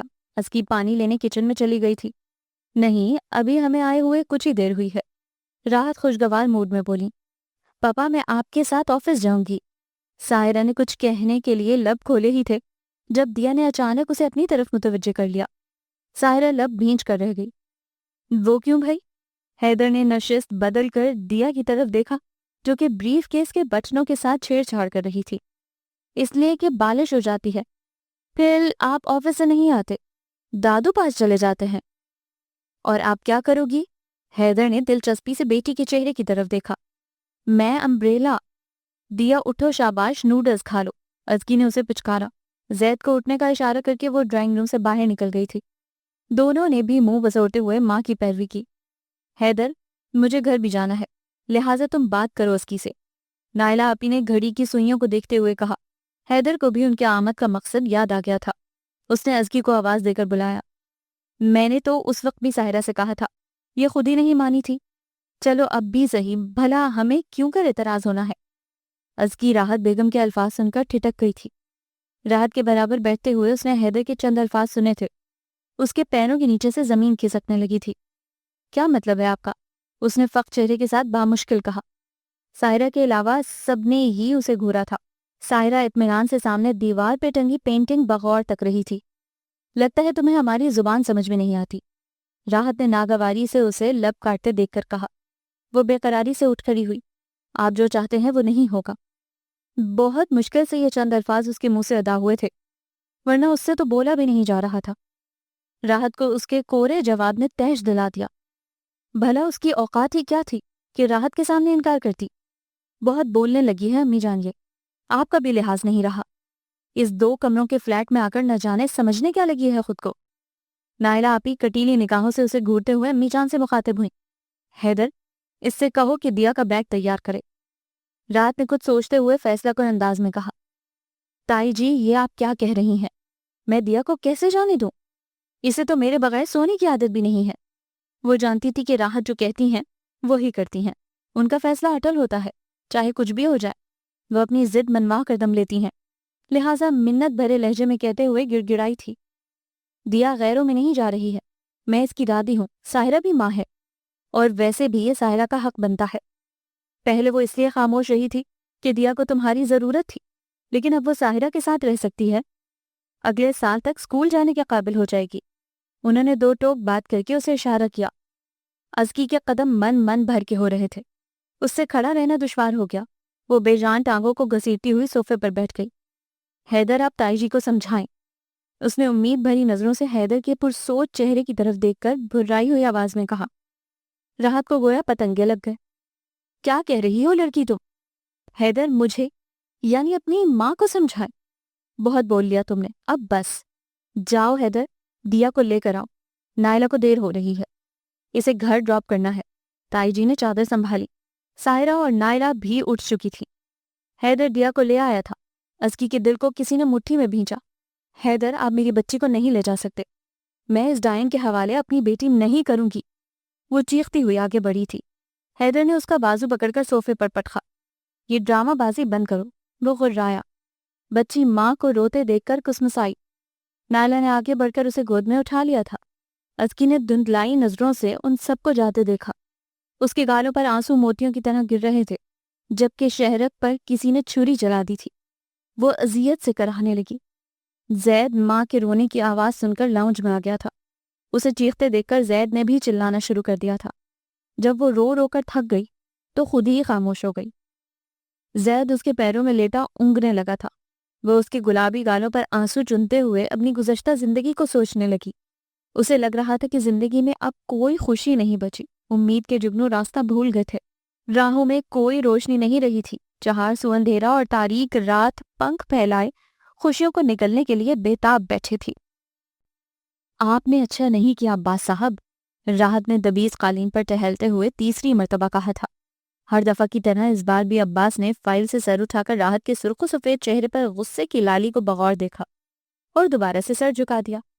وہ بڑی اہم فائل سٹڈی کر رہے تھے۔ ان کا ذہن راحت کے ادا کیے گئے ان 4 لفظوں میں الجھ کر رہ گیا۔ تنگ آ کر انہوں نے فائل بند کی، اینک اتار کر ٹیبل پر رکھی اور اٹھ کر راحت بیگم کے قریب چلے آئے۔ ان کے کندھے پر ہاتھ کا ہلکا سا دباؤ ڈال کر انہوں نے صوفے کی طرف اشارہ کیا۔ راحت لب بھینچے ہوئے صوفے پر بیٹھ گئیں۔ کیا اچھا نہیں کیا میں نے؟ تشریح کرنا پسند فرمائیں گی آپ؟ وہ نہایت ٹھنڈے مزاج کے مالک تھے، مگر اس لمحے شدید کوفت اور جھنجھلاہٹ نے گھیر لیا تھا انہیں۔ راحت نے تیکھے چتونوں کے ساتھ انہیں گھورا۔ سب کچھ کر کے معصوم بن رہے ہیں آپ؟ حیدر میری اولاد ہے، بیٹا ہے میرا وہ۔ اگر میں نے اس کے متعلق کوئی فیصلہ کر لیا ہے تو کون سا گناہ سرزد ہو گیا ہے مجھ سے؟ میں حق رکھتا ہوں اس پر۔ انہوں نے بے حد ضبط سے اپنی شریک حیات کو سمجھانا چاہا تھا۔ بات حق حقوق کی نہیں، اصول کی ہے۔ میں نے شروع سے ہی چند اصول مقرر کیے تھے اور آپ بھی پابند ہیں ان اصولوں کے۔ کیا ایک ماں کے جذبات مجروح نہیں ہوئے؟ اس کے ارمانوں کا گلا نہیں گھونٹا گیا؟ میرے وجود کی نفی نہیں کی گئی؟ غم و غصے کی وجہ سے راحت کے ماتھے کی رگ مسلسل پھڑک رہی تھی۔ غصے میں ان کا بی پی شوٹ کر جاتا تھا، لہٰذا گھر میں سبھی اس بات کا خصوصی خیال رکھتے تھے کہ کچھ بھی ان کی مرضی کے خلاف نہ ہو پائے۔ آپ نے نائلہ کی شادی اپنی پسند سے کی، میں خاموش رہا۔ سنیا اور سمرہ کے متعلق آپ کے فیصلے کو اہمیت دی گئی۔ سدرا کی منگنی بھی آپ نے اپنی مرضی سے کی، میں اس وقت بھی نہیں بولا، اگرچہ آپ کے فیصلے بہت بہترین تھے۔ اللہ کا شکر ہے میری بیٹیاں اپنے گھروں میں شاد آباد ہیں۔ اگر میں نے بیٹے کا رشتہ اپنی پسند سے کر لیا ہے تو آپ کو فراخ دلی کا ثبوت دینا چاہیے۔ وہ رسان سے گویا ہوئے۔ راحت نے تنفر سے سر جھٹکا۔ کون سا رشتہ؟ میں نہیں مانتی اس نام نہاد بندھن کو۔ یہ کاغذ کا ٹکڑا کیا ثابت کرتا ہے؟ کچھ بھی نہیں۔ راحت نے خاکی لفافے کو میز پر اچھالا۔ عباس کا چہرہ سرخ ہو گیا۔ آپ کے ماننے یا نہ ماننے سے حقیقت بدل نہیں سکتی۔ ازکی میری بھتیجی ہے اور میرے اکلوتے بیٹے کی منکوہا۔ آپ کے انکار کرنے سے نہ اس کی حیثیت بدل سکتی ہے اور نہ ہی اہمیت۔ راحت ولا کی وہ اکلوتی بہو ہے۔ سن رہی ہیں آپ؟ عباس نے گویا کھلا چیلنج کیا تھا۔ مارے تحیر کے راحت کی آنکھیں پھیل گئیں۔ ان کی ہر بات پر سر جھکانے والے نے اچانک پینترا بدلا تھا، اور وہ بھی اس لڑکی کی خاطر جس کی کوئی حیثیت سرے سے ہی نہیں تھی۔ وہ اس معمولی لڑکی کی خاطر اپنی بیوی سے جھگڑ رہے تھے۔ راحت کو اپنی سماعتوں پر یقین نہیں آیا۔ آپ کس انداز میں گفتگو کر رہے ہیں میرے ساتھ؟ کئی لمحے خاموش رہنے کے بعد راحت نے تیز لہجے میں کہا۔ عباس بغیر کچھ کہے کھڑے ہو گئے۔ انہوں نے دانستہ راحت کی طرف نہیں دیکھا تھا۔ دروازہ کھلا اور پھر بند ہوا۔ راحت کی آنکھیں پھٹی کی پھٹی رہ گئیں۔ عباس نے زندگی میں پہلی بار ان سے بلند آواز میں بات کی تھی، وہ بھی اس معمولی سی لڑکی کی وجہ سے جسے وہ کل رات ہی گھر لائے تھے۔ راحت کے سر پر گویا آسمان آن گرا۔ ان کے دل میں چھپی شدید نفرت ابھر کر سامنے آ گئی تھی۔ عباس نے جانتے بوجھتے حیرت کا نکاح اس لڑکی کے ساتھ کر کے انہیں گویا سلگتی بھٹی میں جھونک دیا تھا۔ راحت نے چند سال پہلے ہی ان کے کان میں یہ بات انڈیلی تھی کہ وہ حیدر کے لیے لڑکی پسند کر چکی ہیں۔ اس کی تعلیم ختم ہونے کے بعد اگلا قدم اٹھایا جائے گا۔ ساحرہ ان کی بھانجی تھی، بے حد ذہین، خوبصورت اور چنچل سی۔ حیدر کو بھی وہ پسند تھی۔ دونوں کی بتحاشا دوستی اور قلبی لگاؤ کسی سے ڈھکا چھپا نہیں تھا۔ کلاس فیلو ہونے کے ساتھ ساتھ وہ کزنز بھی تھے۔ اسٹڈی کے علاوہ بھی خوب گپ شپ رہتی تھی۔ دونوں گھرانوں کی خواتین کے درمیان بات چیت تقریباً طے تھی۔ ساحرہ بھی جانتی تھی کہ عنقریب حیدر سے اس کا گہرا تعلق بننے والا ہے، جبکہ حیدر کو بھی راحت نے اول روز سے ساحرہ کے متعلق بتا دیا تھا۔ ساحرہ خود بھی ڈھکے چھپے لفظوں میں اسے احساس دلا دیتی تھی۔ راحت نے ان دونوں کے حوالے سے بے حد خواب بن رکھے تھے۔ خاندان کی چند ایک تقاریب میں انہوں نے دبے دبے لفظوں میں اس رشتے کا اظہار کر دیا تھا تاکہ لوگ کسی قسم کے غلط فہمی کا شکار نہ ہوں، مگر چند ہی لمحوں میں ان کے سارے خواب چکنا چور ہو گئے تھے۔ وہ گویا پتھر کا بت بنی حیدر کی پشت کو گھورے جا رہی تھیں، جو لاپرواہی سے بیٹ لہراتا باہر نکل گیا تھا۔ چند دن پہلے عباس کے نام ایک رجسٹری آئی تھی۔ راحت کو اندازہ نہیں تھا کہ اس لفافے میں کیا چھپا ہے۔ جب عباس نے لفافہ وصول کر کے بے تابی سے کھولا اور اس کے اندر سے برآمد ہونے والی تحریر کو پڑھ کر وہ ساکت رہ گئے۔ کچھ ہی دیر بعد انہوں نے ملازم کو گاڑی نکالنے کا اشارہ کیا۔ خود تیار ہو کر وہ تیزی سے پورچ کی طرف بڑھے۔ راحت کو مختصر لفظوں میں بتا کر انہوں نے بائک نکالتے حیدر کو آواز دی۔ اس نے چوئنگم چباتے ہوئے باپ کی جلد بازی کو نوٹ کیا۔ کھڑکی کے پاس آ کر اس نے جھک کر دیکھا، وہ بریف کیس کھولے کچھ تلاش کر رہے تھے۔ بابا کہاں جا رہے ہیں؟ انہیں مطلوبہ چیز مل گئی تھی۔ بریف کیس کو بند کر کے انہوں نے پچھلی سیٹ پر رکھا، پھر ڈرائیونگ سیٹ کی طرف اشارہ کر کے بولے، ذرا میرے ساتھ آؤ۔ بائک کی چابی اس نے بشیر کی طرف اچھالی اور خود ڈرائیونگ سیٹ سنبھال لی۔ بابا عموماً خود ڈرائیو کیا کرتے تھے۔ یہ گاڑی انہیں بے حد محبوب تھی۔ بہت حفاظت سے انہوں نے اسے رکھا ہوا تھا۔ بقول ان کے بڑی یادیں وابستہ ہیں اس سے۔ وہ اکثر امی کے ساتھ مل کر ان کی کھٹارا کا مذاق اڑایا کرتا تھا۔ جوش میں آ کر اور کچھ ڈرائیو کرنے کے شوق میں اس نے بابا کی بات مان تو لی، مگر جب اس ٹوٹے پوٹے گندے سے محلے میں داخل ہوئے اور مسلسل جمپ لگنے کی وجہ سے اچھل کود شروع ہوئی تو وہ چند منٹوں میں ہی بیزار ہو گیا تھا۔ بابا یہ آپ کہاں چلے آئے ہیں؟ اس نے منہ بناتے ہوئے کوئی 10ویں مرتبہ کہا۔ تب جواباً عباس نے اس کا کندھا نرمی سے تھپتھپایا۔ بس وہ رہا سامنے گھر۔ سب دروازے کے پاس گاڑی روک کر اس نے کوفت کے عالم میں اس گھر کو دیکھا جو کہیں سے بھی گھر نہیں لگ رہا تھا، ڈربے کی طرح تنگ اور تاریک سا۔ پھر بابا کو ایک بے حد کمزور بوڑھے شخص نے گلے ملتے دیکھ کر اس کی کوفت دو چند ہو گئی۔ وہ بوڑھا بار بار کھانس رہا تھا۔ تخت پر بیٹھی ادھیڑ عمر عورت اپنے کھچڑی زدہ بالوں کو کھجاتے اٹھی اور گھڑے سے پانی نکال کر لے آئی۔ پانی پی کر سانس قدرے بحال ہوئی تھی اس لاغر آدمی کی۔ شاید بیمار ہے، حیدر نے سوچا۔ اس چھوٹے سے مکان میں اتنے افراد کو دیکھ کر اسے بے تحاشا حیرت ہوئی۔ ڈھیروں کے حساب سے بچے، گھر گھر پھرتی خواتین، کچھ درمیانی عمر کے مرد ڈیوڑی میں پڑے اونگ رہے تھے۔ یہ مہمان ہیں، رفیق کا پتہ لینے آئے ہیں۔ کھچڑی زدہ بالوں والی عورت نے اس کی حیرت کو دور کر دیا تھا۔ کچھ دیر بعد چند اور بوڑھی عورتیں چلی آئیں۔ ان کے پیچھے دھان پان سے وجود والی لڑکی بھی نمودار ہوئی۔ اس کے چہرے پر بوکھلاہٹ واضح تھی، جبکہ ہاتھ میں پکڑی ٹرے بھی لرز رہی تھی۔ اس نے بدرنگ میز پر ٹرے رکھی۔ بابا نے اٹھ کر والہانہ انداز میں اسے لپٹا لیا تھا۔ حیدر کو ایک دفعہ پھر جھٹکا لگا۔ وہ اس کے بالوں میں ہاتھ پھیرتے ہوئے بھررائے لہجے میں کچھ بڑبڑا رہے تھے۔ حیدر کو یہ سین ہضم نہیں ہو رہا تھا۔ جب تک وہ لڑکی آنسو پونچھتے ہوئے چارپائی پر نہیں بیٹھی تھی، وہ پہلو ہی بدلتا رہا۔ بابا اس کا ہاتھ پکڑے نہ جانے سرگوشی میں کیا کہہ رہے تھے۔ حیدر کو اب غصہ آنے لگا تھا۔ ایک تو بابا بولتے بہت ہی آہستہ ہیں، کب سے ان کی سرگوشیاں برداشت کر رہا تھا۔ پتہ نہیں کون سے ایسے راز و نیاز تھے جو ختم ہی نہیں ہو رہے تھے۔ بابا کب چلنا ہے؟ اس نے بیزاری سے جمائی لی۔ ایک تو نیند بے حد آ رہی تھی، شام کو اس کا میچ تھا اور ابھی اسے 3-4 گھنٹے بھرپور نیند بھی لینا تھی، مگر بابا اٹھنے کا نام ہی نہیں لے رہے تھے۔ تنگ آ کر اس نے ایک دفعہ پھر پکارا، بابا کس وقت جانا ہے؟ چلتے ہیں بیٹا، تھوڑا صبر کرو۔ اور بابا کے اگلے الفاظ منہ ہی منہ میں رہ گئے۔ چارپائی پر لیٹے شخص کو کھانسی کا شدید دورہ پڑا تھا۔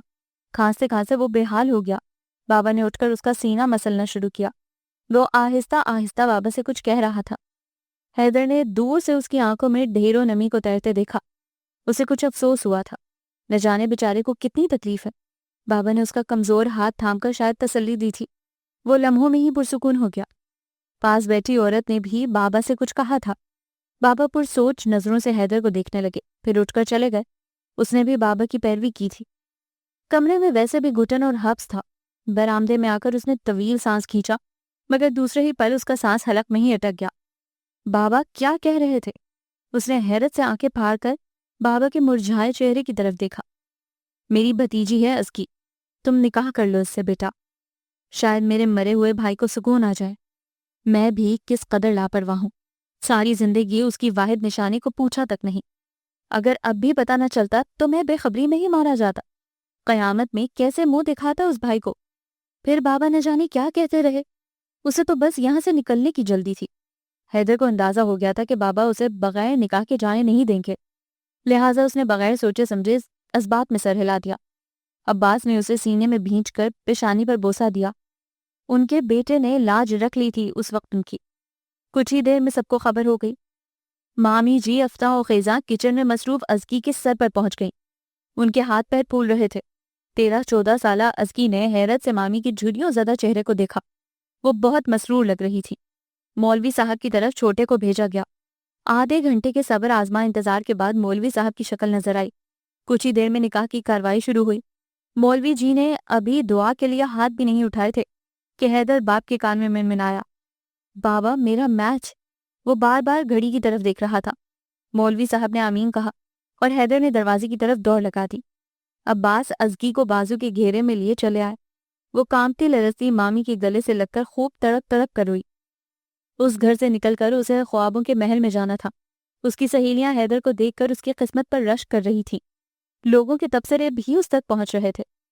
جس ماحول میں اس نے پرورش پائی تھی اور جس قسم کے حالات سے وہ گزر رہی تھی، ان سب نے اس کے شعور کو بے حد پختہ کر دیا تھا۔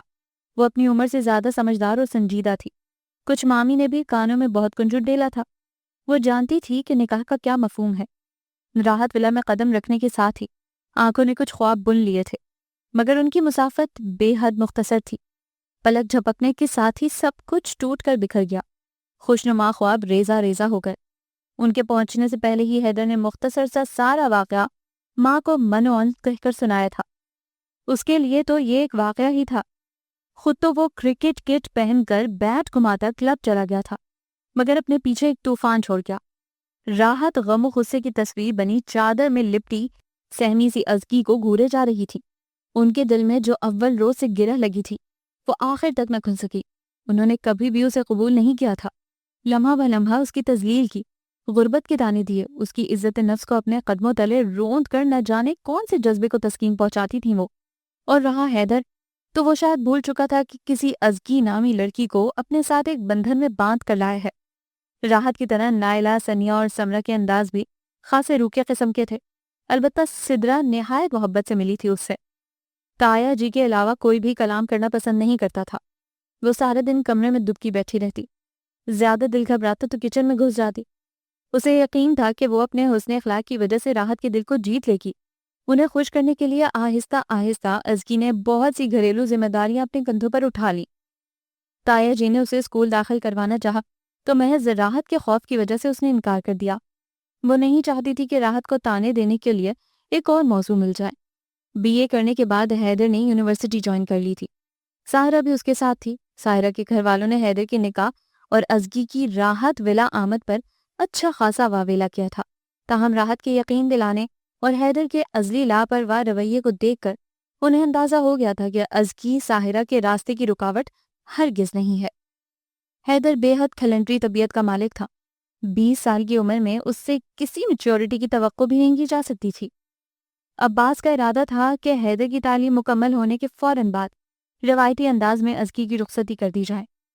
اپنی بیوی کے مزاج سے وہ اچھی طرح واقف تھے، اسی لیے وہ شدت سے منتظر تھے اس بابرکت دن کے، جبکہ راحت تو کچھ اور ہی سوچے بیٹھی تھی۔ محض ازکی کو ایذا پہنچانے اور شوہر پر اپنی ضد ثابت کرنے کے لیے وہ روزانہ ہی ساحرہ کو کسی نہ کسی بہانے بلا لیتی، اس کے لاڈ اٹھاتی، وہ نخرے کر کر کے اپنی من پسند چیزوں کی فرمائش کرتی تھی۔ راحت بغیر ماتھے پر بل ڈالے اپنے ہاتھوں سے اس کے لیے کوئی نہ کوئی ڈش تیار کر کے رکھتی۔ یہی حال نائلہ آپی اور سمرہ کا تھا۔ ساحرہ کو خصوصی اہمیت دے کر وہ دانستہ جتایا کرتی تھی کہ ساحرہ ہی ان کی من پسند بھابی ہے۔ وہ بھی گرمیوں کی سخت ترین دوپہر تھی، پسینہ گویا پانی کی طرح بہہ رہا تھا۔ ازکی گرمی سے بے حال دوپہر کا کھانا تیار کر رہی تھی۔ نائلہ آپی اور سنیا بھی آئی ہوئی تھی۔ ان کی آمد کے فوراً بعد ساحرہ کو بھی فون کر کے بلوایا گیا تھا۔ وہ سب لاؤنج میں بیٹھے خوش گپیوں میں مصروف تھے۔ ازکی نے کھانا تیار کر کے برتن ٹیبل پر لگا دیا، پھر پسینہ صاف کرتے ہوئے نجمہ کو لاؤنج میں ان سب کو بلانے کے لیے بھیجا۔ حیدر کسی دوست سے ملنے کے لیے صبح سے نکلا ہوا تھا، جبکہ تایا جی لنچ کے لیے آفس سے اٹھ آئے تھے۔ وہ تایا جی کے لیے گرما گرم پھلکے اتار رہی تھی جب ساحرہ کچن میں داخل ہوئی۔ ارے نجمہ کی جگہ تم نے سنبھال لی ہے، ویسے اچھا کیا ہے تم نے۔ کھایا پیا حرام کرنے سے بہتر ہے کہ ہاتھ پیر ہلا لیے جائیں۔ جہاں سے کھاؤ تھوڑا حق بھی ادا کرو، میں ٹھیک کہہ رہی ہوں نا؟ وہ معصومانہ انداز میں کہتے ہوئے اس کی پسینے سے شرابور کمر کو گھورنے لگی۔ ازکی نے آنکھوں میں امڑنے والی نمی کو صاف کرتے ہوئے ذرا سا رخ موڑ کر اسے دیکھا۔ یہ میرے تایا جی کا گھر ہے۔ او ہو!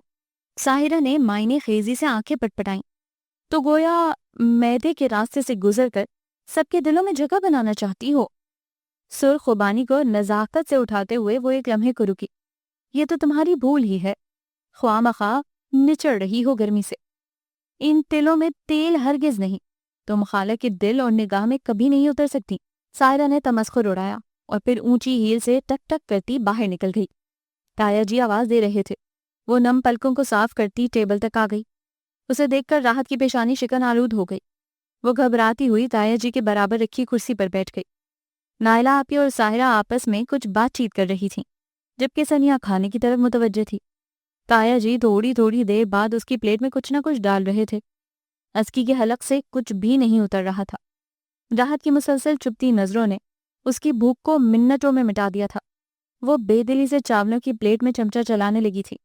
اسی پل گیٹ پر مخصوص ہارن بجا اور حیدر آندھی اور طوفان کی طرح داخل ہوا۔ گرمی کی حدت سے اس کی سرخ و سفید رنگت تمتما رہی تھی۔ اس نے زوردار آواز میں سلام جھاڑا اور ٹیبل کا جائزہ لے کر چمچہ پلیٹ پکڑ لی۔ یہ کیا بےہودگی ہے حیدر، آرام سے بیٹھ کر کھانا کھاؤ۔ راحت نے اسے جلدی جلدی پلیٹ میں چاول ڈالتے ٹوکا۔ حیدر نے گلاس اٹھایا اور لبوں سے لگا لیا۔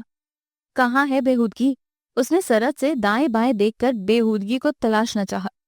راحت نے کڑی نظروں سے اس کی حرکت کو ملاحظہ کیا، جبکہ ساحرہ اور نائرہ آپی نے بے اختیار قہقہ لگایا۔ ازکی ہنوز سر جھکائے چاولوں کو ٹونگ رہی تھی۔ تم پھر آ گئیں؟ ساحرہ کی سریلی ہنسی کو سن کر حیدر نے مصنوعی حیرت کا اظہار کیا۔ ساحرہ کے مسکراتے لب سمٹ گئے۔ گھر میں کھانا نہیں ملتا تمہیں، یا پھر کوک چھٹی پر چلا گیا ہے؟ اس نے ساحرہ کو اشتعال دلانے کی کوشش کی تھی۔ راحت نے اس کا مخروطی انگلیوں والا ہاتھ پکڑ کر دوبارہ بٹھایا اور حیدر کو ایک دفعہ پھر گھورا۔ خاموشی سے کھانا کھاؤ۔ عباس نے بھی اسے گھورا۔ وہ شرافت سے پلیٹ پر جھک گیا۔ کھانے کے بعد وہ سب لاؤنج میں چلے گئے تھے، جبکہ ساحرہ کو حیدر اپنے کمرے میں لے گیا تھا، نیا میوزک سسٹم دکھانے کے لیے۔ ازکی بے دلی سے برتن اٹھانے لگی تھی۔ کام سے فراغت کے بعد وہ برآمدے میں آ کر بیٹھ گئی۔ تیز دھوپ اگرچہ آنکھوں میں چبھ رہی تھی، مگر وہ ڈھیٹوں کی طرح بیٹھی رہی۔ تھوڑی دیر بعد نجمہ بھی ہاتھ پہنچتی آ گئی۔ نجمہ کافی باتونی تھی۔ اپنی منگنی کا قصہ چٹپٹے انداز میں سنا کر اب وہ ابا اور اماں کے تازہ ترین جھگڑے کا احوال سنانے لگی تھی۔ ازکی بھی تکلیف دہ سوچوں کو جھٹک کر اس کی طرف متوجہ ہو گئی۔ راحت نے انہیں خوشگپیاں کرتے دیکھا تو نجمہ کو جھڑک کر اس کے کوارٹر بھیج دیا، جبکہ ازکی کو اوپر والے پورشن کی صفائی پر لگا دیا۔ وہ سیڑھیاں چڑھ رہی تھی جب ساحرہ کی آواز نے ان کے قدموں کو جکڑ لیا۔ خالہ جانی، یہ لڑکی ہے بڑے کام کی، کسی دن ہماری طرف بھیج دیجیے گا، لون کی تھوڑی کانٹ چھانٹ کروا لیں گے اس سے۔ اس نے ازکی کی طرف رک کر کے بلند آواز میں کہا تھا۔ ازکی نے راحت کا جواب نہیں سنا۔ وہ ڈبڈبائی نظروں سے کارپیٹڈ سیڑھیاں چڑھنے لگی تھی۔ آخر رونے کے لیے تنہا کونا بھی چاہیے تھا۔ ماسٹرز کرنے کے بعد حیدر کو بڑی اچھی جاب کی آفر رہی تھی۔ عباس بھی گویا اسی دن کا انتظار کر رہے تھے۔ راحت کا موڈ قدرے بہتر دیکھ کر انہوں نے اپنی دلی خواہش کا اظہار کیا تھا۔ کئی لمحے راحت پرسوچ نظروں سے ان کے پر امید چہرے کو دیکھتی رہیں۔ وہ بے حد عقلمند خاتون تھی، جانتی تھیں کہ کس موقع پر کون سی بات کرنا مناسب ہے۔ اپنی بہن سے انہوں نے مشورہ کر لیا تھا۔ ان کی بیٹیاں اور خصوصاً حیدر بھی تقریباً راضی تھا۔ رہے عباس تو انہیں منانا کون سا مشکل کام تھا۔ راحت خود بھی مناسب موقع کی تلاش میں تھی، جو کہ عباس نے خود ہی فراہم کر دیا تھا۔ عباس، ہم پڑھے لکھے باشعور ہیں۔ پرانے وقت گزر گئے ہیں جب بچوں کے ساتھ زور زبردستی کر لی جاتی تھی، مگر اب ایسا نہیں ہے۔ بچے خود اپنے بارے میں فیصلے کرنے کے قابل ہو چکے ہیں۔ خود ہی سوچئے کہ حیدر ماشاءاللہ پڑھا لکھا ہے، اس کا اکیڈیمک ریکارڈ نظر انداز کیے جانے والا نہیں ہے۔ حال ہی میں اس نے تعلیم مکمل کر کے عملی زندگی میں قدم رکھا ہے۔ کیا یہ اس کے ساتھ زیادتی نہیں کہ ایک انڈر میٹرک لڑکی کو اس کے ساتھ نتھی کر دیا جائے اور وہ ساری زندگی گوار جاہل کے ساتھ ناخوشگوار زندگی گزارے؟ راحت نے بہت سوچ بچار کے ساتھ ساحرہ کا بتایا ہوا پہلا پتا پھینکا تھا، مگر حیدر نے مکمل رضامندی کے ساتھ نکاح کیا تھا۔ عباس نے اضطراری کیفیت میں کھڑے ہوتے ہوئے کہا۔ ان کے چہرے پر پریشانی کے سائے پھیل چکے تھے۔ حیدر نے آپ کی خواہش کا احترام کیا تھا، آپ اس کی چاہت کا خیال رکھیں۔ یاد رہے کہ حیدر ساحرہ سے محبت کرتا ہے اور میں اپنے اکلوتے بیٹے کو آپ کے فضول فیصلے کی بھینٹ نہیں چڑھنے دوں گی۔ راحت نے گفتگو کو سمیٹنا چاہا۔ وہ اپنے فیصلے سے عباس کو آگاہ کر چکی تھی۔ ان کا مقصد بس یہی تھا۔ تم کیا چاہتی ہو؟ وہ آزردگی سے کہتے ہوئے کرسی پر بیٹھ گئے۔ راحت نے ان کے چہرے پر پھیلی رنجیدگی کو بغور پڑھا۔ میرے چاہنے یا نہ چاہنے سے کیا فرق پڑتا ہے؟ انہوں نے پہلو بچایا۔ اصل مسئلہ تو حیدر کا ہے۔ اس نے رات کو مجھ سے بات کی ہے کہ وہ ساحرہ سے شادی کرنا چاہتا ہے۔ راحت نے اپنے کندھوں کا بوجھ ہلکا کیا۔ اب وہ مطمئن ہو چکی تھی۔ ازکی کا کیا ہوگا؟ اور یہ اس کے ساتھ زیادتی نہیں؟ اور پھر میرا ضمیر یہ گوارا نہیں کرتا کہ میں اپنی بھتیجے کے ساتھ یہ ظلم کروں۔ راحت، تم حیدر کو سمجھاؤ۔ وہ بھرائی ہوئی آواز میں گویا ہوئے۔ راحت نے خشمگی نظروں سے ان کی عرق آلود پیشانی کو دیکھا۔ وہ آہستہ آہستہ سینہ مسل رہے تھے۔ حیدر کہہ رہا تھا بابا نہ مانے، کروں گا تو میں اپنی مرضی ہی۔ انہوں نے جھوٹ کا سہارا لیا۔ جانتے تو ہیں آپ کہ کس قدر ضدی طبیعت کا مالک ہے وہ۔ مزاج کے خلاف کچھ برداشت نہیں کر سکتا وہ۔ عباس نے بے یقینی سے راحت کی آنکھوں میں دیکھا۔ انہوں نے سرعت سے نظریں چرائی تھی۔ حیدر نے کہا ہے۔ وہ آہستگی سے بڑبڑائے۔ میں خود بات کروں گا اس سے۔ عباس نے گویا ایک فیصلہ کیا اور پھر اٹھ کر بیڈ کی طرف بڑھے۔ دراز سے شیشی نکال کر چند ٹیبلٹ زبان کے نیچے رکھی۔ راحت کندھے اچکا کر اٹھ گئی تھی۔ ان کا ذہن تیزی سے منصوبہ بنا رہا تھا اور ساحرہ بھی اس میں شریک تھی۔ وہ ہر قدم اس کے مشورے سے اٹھاتی تھی۔ اب بھی انہوں نے ساحرہ کو مکمل رپورٹ دی۔ ساحرہ نے انہیں اطمینان دلا دیا تھا کہ وہ خود ہی حیدر سے نمٹ لے گی۔ راحت کی بہن فاخرہ اگرچہ راضی نہیں تھی، مگر ساحرہ کی ضد کی وجہ سے مجبور ہو گئی تھی۔ انہیں ازکی سے دلی ہمدردی محسوس ہوتی تھی۔ یہ کم گو سی لڑکی انہیں بے حد پسند تھی۔ اب بھی بیٹی کا معاملہ نہ ہوتا تو وہ ہرگز بھی راحت کی بات نہ مانتی، مگر اس وقت وہ بھی بے بس تھیں، کیونکہ ساحرہ نے انہیں اچھا خاصا دھمکا دیا تھا۔ وہ حیدر کو بچپن سے چاہتی تھی اور اس کے علاوہ کسی اور کا تصور بھی اس کے لیے محال تھا۔ عباس کی طبیعت کچھ بہتر نہیں تھی، لہٰذا وہ جلد ہی سو گئے۔ صبح معمول کے مطابق اٹھے ہی تھے کہ حیدر چلا آیا۔ انہوں نے بھی سوچ لیا تھا کہ حیدر سے ابھی بات کر لی جائے، لیکن ان کے کچھ کہنے سے پہلے ہی وہ سر جھکائے اپنی پسند بتا کر باہر نکل گیا تھا۔ وہ گمسم سے وہیں کھڑے رہ گئے۔ حیدر کے اس طرح رنگ بدلنے نے ان کو بے حد شوق پہنچایا تھا۔ ان کا تنفس تیز تیز چلنے لگا تھا اور بائیں جانب شدید ٹیسیں اٹھ رہی تھیں۔ وہ نڈھال سے کارپٹ پر گر گئے۔ راحت فتح مندی سے سرشار بیڈ روم میں آئیں تو عباس کو کارپٹ پر اوندھے منہ پڑے دیکھ کر ان کے اوسان خطا ہو گئے تھے۔ فوراً فون کر کے حیدر کو بلایا۔ بھاگم بھاگ انہیں ہسپتال لے جایا گیا۔ ان کی صحت یابی کے لیے دعائیں مانگتی وہ مسلسل رو رہی تھیں۔ 22 گھنٹوں کے صبر آزما انتظار کے بعد عباس نے آنکھیں کھولیں تو راحت کا نڈھال سے چہرہ نظر آیا۔ عباس نے کرب سے آنکھیں دوبارہ موند لیں۔ ساری زندگی انہوں نے راحت کی کسی فیصلے کے سامنے سر نہیں اٹھایا تھا، ہمیشہ وہی کیا جو وہ چاہتی تھیں۔ ان کی ہر جائز ناجائز خواہش کو احترام کیا۔ اذیت سے سوچتے ہوئے انہیں ازکی کا خیال آیا۔ اس کا اداس ویران چہرہ، سوال کرتی نگاہیں، انہوں نے بمشکل آنکھیں کھولیں تو درد کی تیز لہر سی اٹھی تھی۔ میں تمہارے لیے کچھ نہیں کر سکا بیٹی، مجھے معاف کر دینا۔ 2 آنسو لڑکتے ہوئے چپکے سے بالوں میں جذب ہو گئے تھے۔ میرے جیسے کمزور مرد بھلا کر بھی کیا سکتے ہیں؟ بہت پہلے کے چند ایک منظر یاد آئے تھے انہیں، ماں کی التجائیں، بھائی کا رونا بلکنا اور راحت کی کشش۔ انہوں نے بوسیدہ زندگی کے اس باب کو بند کر دیا تھا ہمیشہ کے لیے۔ میں نے کیا کھویا کیا پایا؟ ان کی سانسیں اکھڑنے لگی تھی۔ ڈاکٹرز کے پورے عملے نے انہیں ایک دفعہ پھر گھیر لیا، مگر اکھڑی سانسیں ہموار نہیں ہو سکی تھیں۔ چند لمحوں بعد مشینیں بے جان ہو گئیں۔ ڈاکٹرز مایوس باہر نکلنے لگے۔ راحت کی دعائیں ادھوری رہ گئیں۔ وہ فرش پر بیٹھ کر پھوٹ پھوٹ کر رو دیں۔ حیدر نے آنسو صاف کرتے ہوئے بہنوں کو اطلاع دی۔ روتے بلکتے وہ بابا کے بے جان وجود کو گھر لے آئے تھے۔ راحت غش کھا کر گر پڑی۔ جب انہیں ہوش آیا تو عباس کو ان کی آخری آرام گاہ تک پہنچا دیا گیا تھا۔ مہمانوں سے گھر بھرا ہوا تھا۔ صدمے سے نڈھال ازکی بھاگ بھاگ کر ہلکان ہو رہی تھی۔ اس کا تو سب کچھ ختم ہو گیا تھا۔ روتے بلکتے وہ مختلف کام انجام دے رہی تھی۔ آہستہ آہستہ مہمان جانے لگے۔ راحت نے بھی زندگی کے معاملات میں حصہ لینا شروع کر دیا۔ گھر کی فضا بے حد سوگوار تھی۔ انہی دنوں سدرہ کے سسرال والوں نے شادی کی تاریخ طے کر دی۔ راحت نے سادگی کے ساتھ شادی کے انتظامات کروائے۔ 40ویں کے بعد ہی سادگی سے نکاح ہوا اور اس سے اگلے روز وہ شوہر کے پاس لندن چلی گئی۔ سائرہ نے مستقل ادھر ہی ڈیرا ڈال رکھا تھا، ہر وقت راحت کے ساتھ چپکی رہتی۔ ازکی اپنے دھیان میں معمول کے کام نمٹا کر کمرے میں گھس جاتی تھی۔ وہ جان گئی تھی کہ اس چھل تلے اگر رہنا ہے تو لبوں کو سینہ اور خواہشوں کا گلا گھونٹنا ہوگا۔ راحت کے حکم کے مطابق وہ صرف کام کے لیے ہی اپنے کمرے سے نکلتی تھی۔ حیدر اگر گھر پہ ہوتا تو وہ ازکی کو ہمیشہ ادھر ادھر کر دیتی تھی۔ 6 ماہ کے مختصر عرصے میں سائرہ نہایت دھوم دھام سے اس گھر میں ہمیشہ کے لیے آ گئی تھی۔ راحت نے اپنے سارے ارمان جی بھر کے پورے کیے۔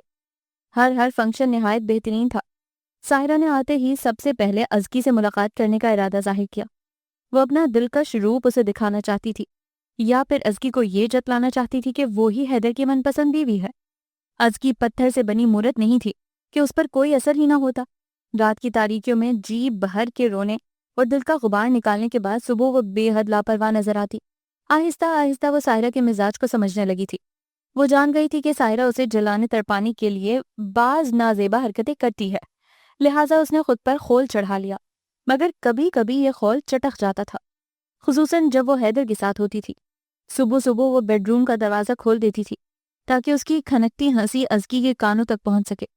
اکثر اپنی سہیلیوں سے گفتگو کرتے ہوئے وہ حیدر کی بے تابیوں کے داستانیں سنانے لگتی۔ اسے ہمیشہ ساحرہ پر رشک آتا تھا۔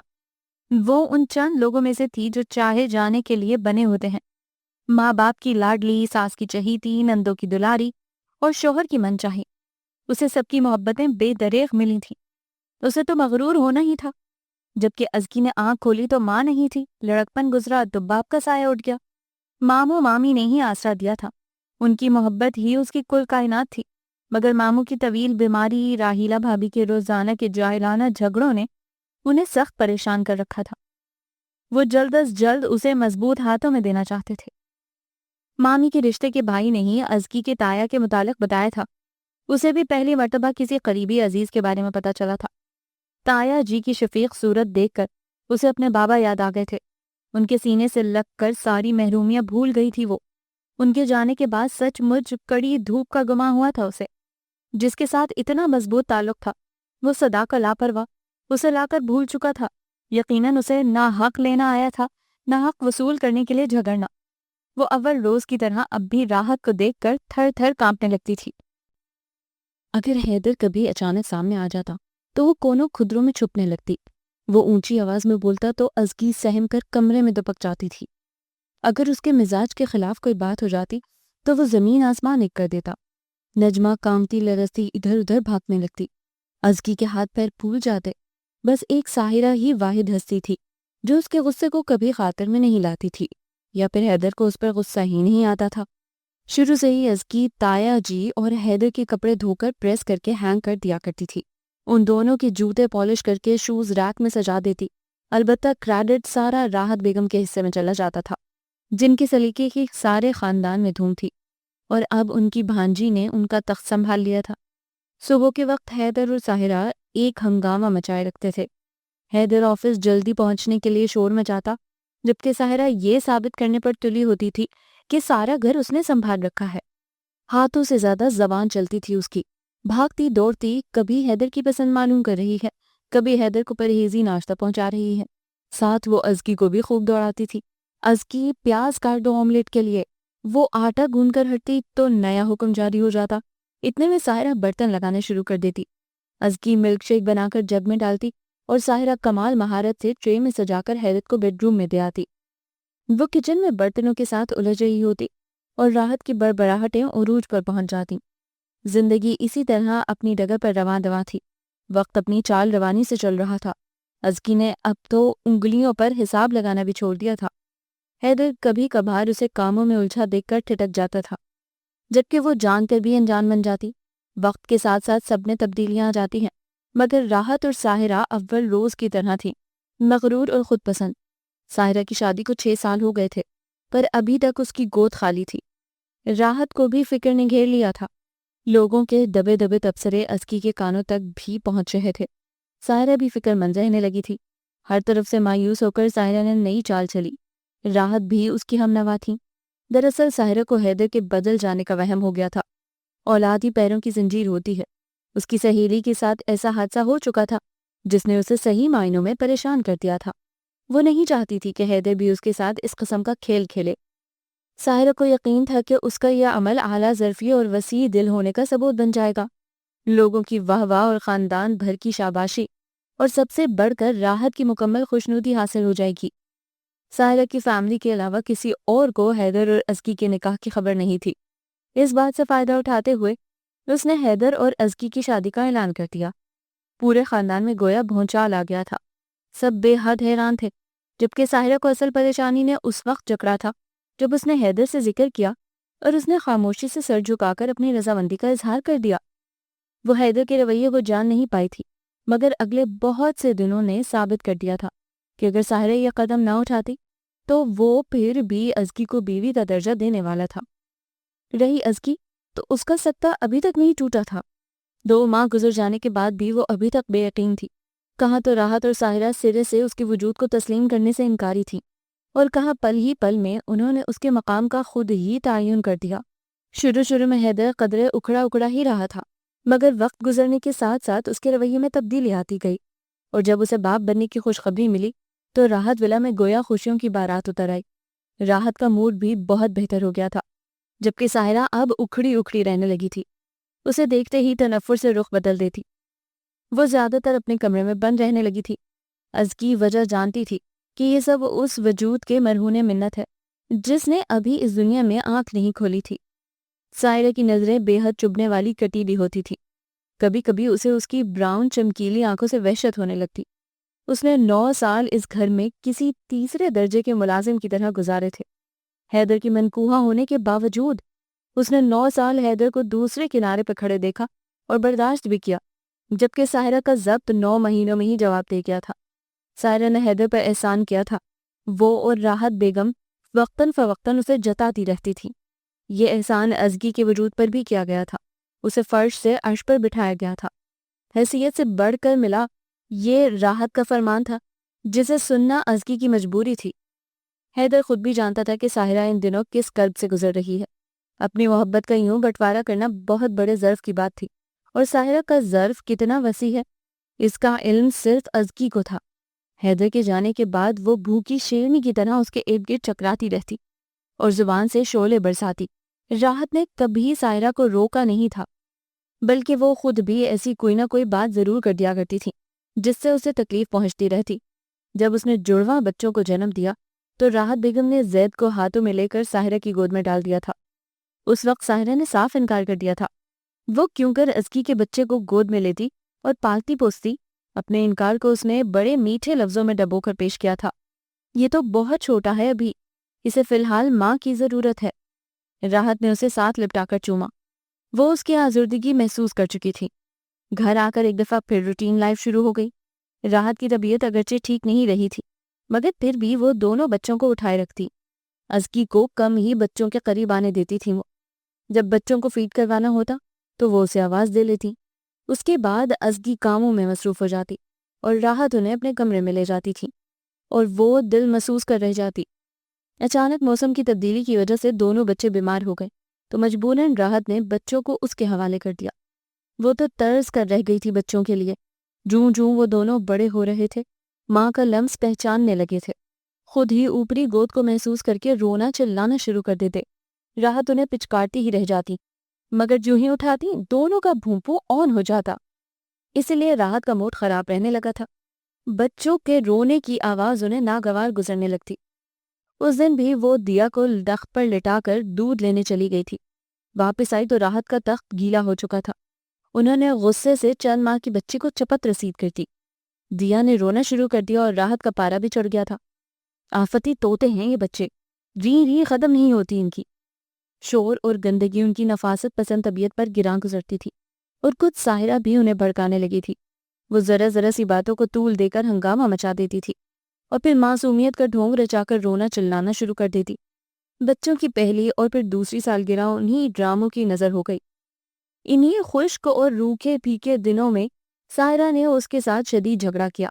ہمیشہ کی طرح چپ رہنے کی بجائے اس نے ساحرہ کو 2 ٹوک جواب دے کر گویا بھیڑوں کے چھتے میں ہاتھ ڈال لیا تھا۔ راحت کو بھی ازکی کا بولنا پسند نہیں آیا۔ انہوں نے حیدر کو فون کر کے بلایا۔ اس کے آنے سے پہلے ہی ساحرہ روتی دھوتی مہ کے چلی گئی تھی۔ راحت کے تن بدن میں آگ لگی ہوئی تھی۔ لاڈلی بھانجی کے آنسو دل پر گر رہے تھے۔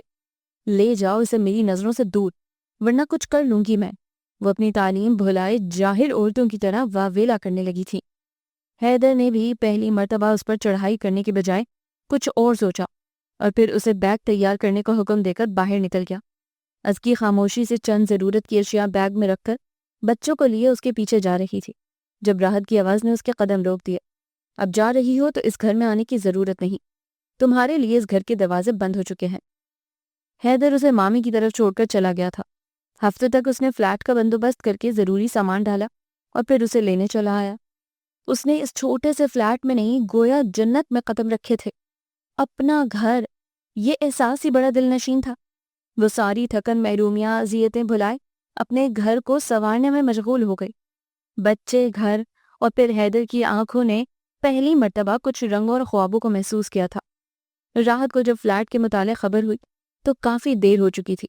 انہوں نے حیدر سے باز پرس کی تو وہ لاپرواہی سے بولا، آپ ہی نے تو کہا تھا کہ میری نظروں سے دور لے جاؤ اسے۔ اب ظاہر ہے مجھے کچھ نہ کچھ بندوبست تو کرنا ہی تھا۔ ساحرہ اور راحت کی تدبیریں الٹ گئی تھیں۔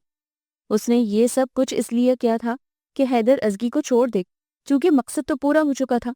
حیدر کو اولاد چاہیے تھی سو مل گئی۔ وہ اب ازکی کو نکلوانا چاہتی تھی، مگر ایسا ہوا نہیں تھا۔ ازکی کو مطمئن دیکھ کر اس کا حسد نفرت میں بدلنے لگا تھا۔ بچے، گھر، شوہر، وہ جاہل ان پڑھ عورت کس قدر مکمل تھی، جبکہ وہ خود کیا تھی؟ ایک خوبصورت چمکتا دمکتا ڈیکوریشن پیس۔ اس نے ازکی کے سکون میں سخت نوکیلا پتھر پھینک کر سب کچھ منتشر کر دیا تھا۔ گھر آ کر ساحرہ نے بھرپور نیند کی تھی۔ 2-3 گھنٹے سونے کے بعد اس وقت وہ فریش تھی۔ وہ نہا کر باہر نکلی تو فون بجنے لگا۔ دوسری طرف اس کی سہیلی سمن تھی۔ کافی دیر اس سے گپ شپ لگانے کے بعد اس نے فون رکھ کر اپنا جائزہ لیا۔ جدید تراش خراش کا خوبصورت سوٹ اس کے سراپے پر سج گیا تھا۔ وہ آئینے کے سامنے سے ہٹی تو دیا پر نظر پڑی۔ ایک جاندار مسکراہٹ نے اس کے لبوں کو چھوا۔ وہ دیا کے قریب بیڈ پر لیٹ کر اس کے من موہنے سے نقوش دیکھنے لگی تھی۔ خوبصورت ناک، چھوٹا سا دہانہ، لمبی لمبی سنہری پلکیں، اس کے نقوش حیدر سے بے حد ملتے جلتے تھے۔ دیا کا انتخاب اس نے اسی لیے ہی کیا تھا، ورنہ زیگ میں ازکی کا عکس دیکھ دیکھ کر اس کا بی پی شوٹ کر جاتا تھا۔ دیا جب اٹھی تو ایک دفعہ پھر ماما ماما کی گردان شروع کر دی تھی۔ تنگ آ کر اس نے ہولے سے جھنجھوڑا تھا اسے۔ میں بھی ماں ہوں تمہاری؟ نہیں، آپ نہیں ماما۔ ہاتھ پاؤں مارتے ہوئے اس نے چلانا شروع کر دیا۔ سائرہ نے نجمہ کو آواز دے کر دودھ کی بوتل منگوائی اور اس کے لبوں سے لگا دی۔ شام کو حیدر آیا تو دیا اسے دیکھ کر کھل اٹھی۔ سائرہ آئس کریم باؤل میں نکال کر اسے کھلا رہی تھی اور وہ نخرے کر کر کے کھا رہی تھی، بلکہ زیادہ منہ اور ہاتھوں پر مل رہی تھی۔ ارے یہ کون ہے کارٹون؟ حیدر نے کوٹ پھینک کر دیا کو اٹھا لیا تھا۔ کدل کارٹون؟ اسے آئس کریم سے لت پر ہاتھ حیدر کے منہ پر رکھا۔ یہ ہے۔ حیدر نے اس کے گال پر بوسہ دیا۔ میں؟ کارٹون؟ وہ کھلکھلائی۔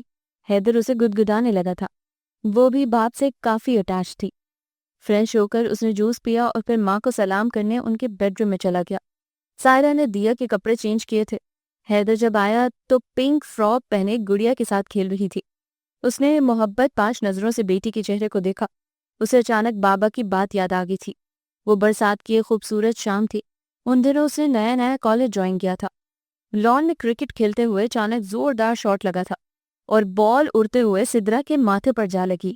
وہ چیختی ہوئی گھاس پر 2 زانو بیٹھ کے رونے لگی تھی، جبکہ حیدر نے بیٹ پھینک کر ہنسنا شروع کر دیا۔ سدرا کی رونی صورت دیکھ کر اس نے بمشکل اپنی ہنسی ضبط کی تھی۔ اسی اثناء میں بابا بھی چلے آئے۔ کیا ہوا ہے میرے بیٹے کو؟ بابا نے فکر مندی سے اس کے چہرے پر پھیلے آنسوؤں کو دیکھا۔ سدرا نے پاس رکھا بیٹ اٹھایا اور حیدر کی ٹانگ پر دے مارا اور چلائی، اس نے مجھے مارا ہے بابا، دیکھے میرا ماتھا۔ وہ روتے ہوئے بابا کے کندھے سے جا لگی تھی۔ انہوں نے محبت سے اس کے ماتھے کو چوما اور پھر ساتھ لپٹا کر حیدر کو گھورا۔ گھر کو کرکٹ گراؤنڈ سمجھ رکھا ہے، آنکھوں پر اینکیں چڑھا کر کھیلو گے تو یہی ہوگا۔ چلو سوری بولو بہن سے۔ میں کیوں بولوں سوری؟ جان بوجھ کر تو نہیں مارا میں نے، خود ہی بے نتھے بیل کی طرح جھومتی ہوئی آ گئی تھی سامنے، بال نے تو پھر لگنا ہی تھا۔ وہ لاپرواہی سے بولا۔ بابا کو شدید غصہ آ گیا تھا اس کے انداز پر۔ حیدر، سنا نہیں تم نے؟ سوری۔ اس نے جان چھڑائی اور بیٹ جھٹک کر اٹھایا۔ یہ کون سا طریقہ ہے معافی مانگنے کا؟ وہ بغیر ان کی طرف دیکھے پلٹنے لگا تھا جب بابا نے پکارا، کہاں جا رہے ہو؟ سوری بولنے کا طریقہ سیکھنے۔ وہ پیچھے سے چلایا۔ بابا کے لبوں پر مسکراہٹ آ گئی۔ انہوں نے آواز دے کر اسے واپس بلایا تھا۔ وہ منہ بناتا ہوا پلٹ آیا۔ سنو حیدر، یہ بیٹیاں بہت نازک، بہت پیاری ہوتی ہیں۔ جب تمہاری بیٹی ہوگی تو پھر تم سمجھو گے۔ اچانک ہی وہ سنجیدہ ہو گئے تھے۔ ان کی آنکھوں میں نمی تیرنے لگی۔ اس وقت تو اس نے لاپرواہی سے سر ہلا دیا تھا، مگر اب اپنی بیٹی کو دیکھ کر بہت سے پردے آنکھوں کے سامنے سے ہٹے تھے۔ کل کو اگر زید کرکٹ کھیلتے ہوئے دیا کو بال مارے تو پھر؟ حیدر نے سوچا اور اس کے دل کو کسی نے مٹھی میں جکڑ لیا تھا۔ اس نے ہاتھ بڑھا کر دیا کو سینے سے لگا لیا۔ ماما پاس جانا ہے، وہ باپ سے لپٹتے ہوئے منمنائی تھی۔ حیدر نے موبائل اور گاڑی کی چابی اٹھا کر اس کی انگلی پکڑی۔ ساحرہ کچن میں تھی۔ وہ دروازے کے قریب آ کر بولا، ساحرہ، میں ذرا دیا کو ازکی سے ملوانے لے کے جا رہا ہوں، 2 گھنٹے تک آ جاؤں گا۔ کیا مطلب ہے تمہارا؟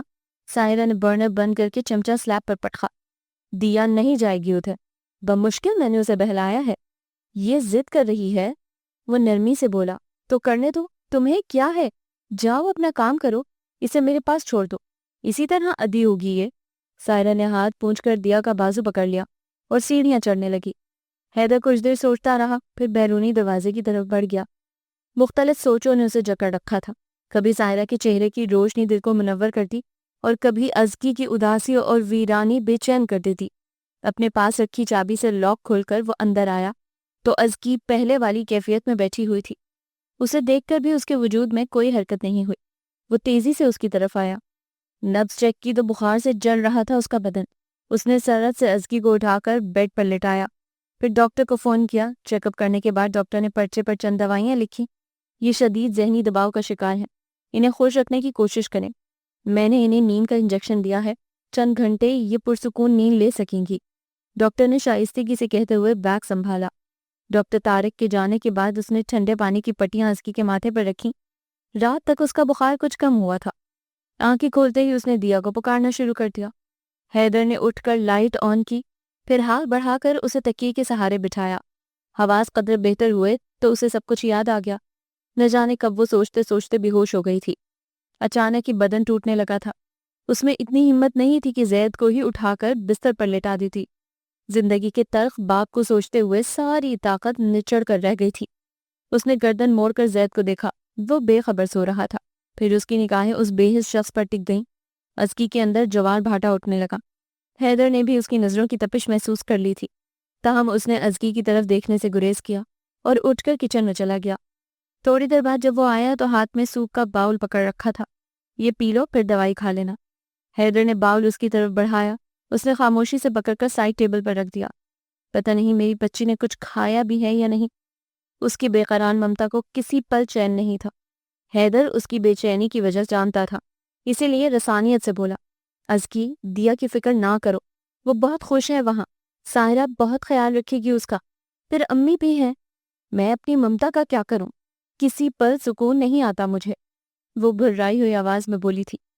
عورت کی حیثیت ہی کیا ہے، اور پھر مجھ جیسی عورت کی؟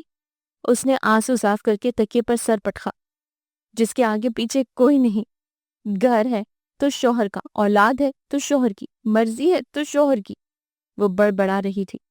حیدر اٹھ کر اس کے قریب چلا آیا۔ تمہاری طبیعت ٹھیک نہیں ہے ازکی، خاموش ہو جاؤ پلیز۔ اسے بے تحاشا روتے دیکھ کر حیدر نے التجا کی۔ پہلی مرتبہ اس کا لہجہ نہایت نرم تھا اور آواز بے حد پست۔ میں دیا کو لانا چاہ رہا تھا مگر ساحرہ، ہاں جانتی ہوں میں، اس عورت سے کوئی خوشی برداشت نہیں ہوتی میری۔ یہ میں ہی ہوں کہ ایک عمر انکاروں پر چلتی رہی، 9 سال اذیت کی بھٹی میں گزارے، آپ کے گھر میں کیڑے مکوڑوں سے بھی بدتر زندگی جی، آپ کی ماں اور بیوی کی ہر بات مانی، طنز و طعنے برداشت کیے، عزت نفس کا گلا دبا دیا، صرف اور صرف ایک چھت کے لیے، روٹی کے چند ٹکڑوں کے لیے پل پل لمحہ مرتی رہی۔ اور آپ، اس نے سر اٹھا کر حیدر کی طرف دیکھا، آپ کیا کر سکتے ہیں حیدر صاحب؟ کچھ بھی نہیں۔ انصاف تو دور کی بات، آپ تو اب بھی ازکی کی خاطر نہیں آئے، اس عورت کی خاطر جس نے 9 سال آپ کے نام پر قربان کیے۔ کون دے گا حساب مجھے ان 9 سالوں کا؟ اس کے بال بکھر کر چہرے اور گردن سے چپک گئے تھے، جبکہ سانسیں دھوکنے کی مانند چل رہی تھی۔ آپ تو اپنے بیٹے کے لیے آئے ہیں نا، اس کے لیے۔ اس نے بے دردی سے کمبل کھینچا۔ لے جائے اسے بھی، اپنی محبوب بیوی کی خوشی پوری کر دے، وہ یہی چاہتی ہے نا، تو آپ اس کی خواہش کا احترام کریں، جائیں آپ، وہ زور زور سے چلا رہی تھی۔ حیدر نے اسے بال نوچتے دیکھ کر تیزی سے پکڑا۔ زید بھی اٹھ گیا تھا اور اب خوف زدہ نظروں سے ماں کو تک رہا تھا۔ ازکی، ہوش کرو، کیا پاگل پن ہے یہ؟ حیدر نے اسے جھنجھوڑ ڈالا۔ نہ آپ نے مجھ سے محبت کی، نہ قدر کی، پاگل ہو گئی ہوں میں، نہیں خواہش رہی جینے کی، اب جی کر کرنا بھی کیا ہے؟ اس نے بے دردی سے لب کچلے۔ حیدر نے اسے ساتھ لگا لیا، وہ پھوٹ پھوٹ کر رونے لگی۔ پلیز ازکی، بس بھی کرو، مجھے تکلیف ہو رہی ہے، اس نے نرمی سے ازکی کے بالوں کو سہلاتے ہوئے کہا۔ وہ ایک دم چپ کر کے پیچھے ہٹ گئی تھی۔ حیدر نے پانی کا گلاس اس کے سوکھے لبوں سے لگایا، پھر زید کو اٹھا کر دوسرے کمرے میں لے گیا تھا۔ زید کو سلا کر اس نے تمام لائٹس آف کی، سوپ ٹھنڈا ہو چکا تھا، وہ مائکرو ویو میں گرم کر کے لے آیا۔ ازکی بھی شاید تھک گئی تھی، اسی لیے جب حیدر نے اسے سوپ پلانا شروع کیا تو اس نے کوئی مزاحمت نہیں کی تھی۔ خالی باؤل میز پر رکھ کر اس نے میڈیسن نکالی، دوا کھا کر وہ لیٹ گئی تھی۔ حیدر نے بھی دوسری طرف آ کر تکیہ رکھا اور دراز ہو گیا۔ ساحرہ نے دیا کے لیے دلیا بنا کر فریج میں رکھا اور پھر اس کے بجتے سائرن کو خاموش کروانے کے لیے ٹی وی لگا دیا، مگر دیا ہی کیا جو چپ کر جائے۔ اس نے اسے ریموٹ پکڑا کر بہلانا چاہا مگر دیا نے اٹھا کر نیچے پھینک دیا۔ وہ اسے لے کر لان میں چلی آئی۔ اونگی بونگی سی حرکتیں کر کے اس نے دیا کو اپنی طرف متوجہ کیا۔ پچھلے 2-3 دن سے بخار کی وجہ سے نہ تو وہ سو رہی تھی نہ ہی کچھ کھا پی رہی تھی، مزاج بھی چڑچڑا سا ہو رہا تھا۔ سائرہ نے اسے جھولے پر بٹھایا مگر اس نے احتجاجاً چلانا شروع کر دیا۔ تنگ آ کر وہ اسے لیے اندر چلی گئی۔ راحت اس وقت آرام کر رہی تھی۔ اس نے کھانا کھا کر برتن سنبھالے، دلیا پیالے میں ڈال کر وہ بیڈ روم میں آ گئی۔ آج حیدر نے نہیں آنا تھا، 2 دن سے وہ ادھر ہی تھا، اسی وجہ سے سائرہ کا موڈ سارا دن خراب رہا۔ اہمیت جتانے کے اوچھے ہتھ کنڈے۔ حیدر نے فون پر اسے ازکی کی خرابی طبیعت کا بتا دیا تھا۔ سائرہ نے ریسیور پٹخ کر تنفر سے سوچا۔ تھوڑا سا دلیا زبردستی اسے کھلا کر اس نے دوا دی، جو کہ اس نے تھوڑی کھائی اور زیادہ گرائی۔ 2 دن سے دیا کو شدید بخار تھا، وہ ساری رات روتی رہتی، اس کی وجہ سے وہ بھی بے آرام رہی تھی۔ دن کو بھی سونے کا موقع نہیں مل سکا تھا۔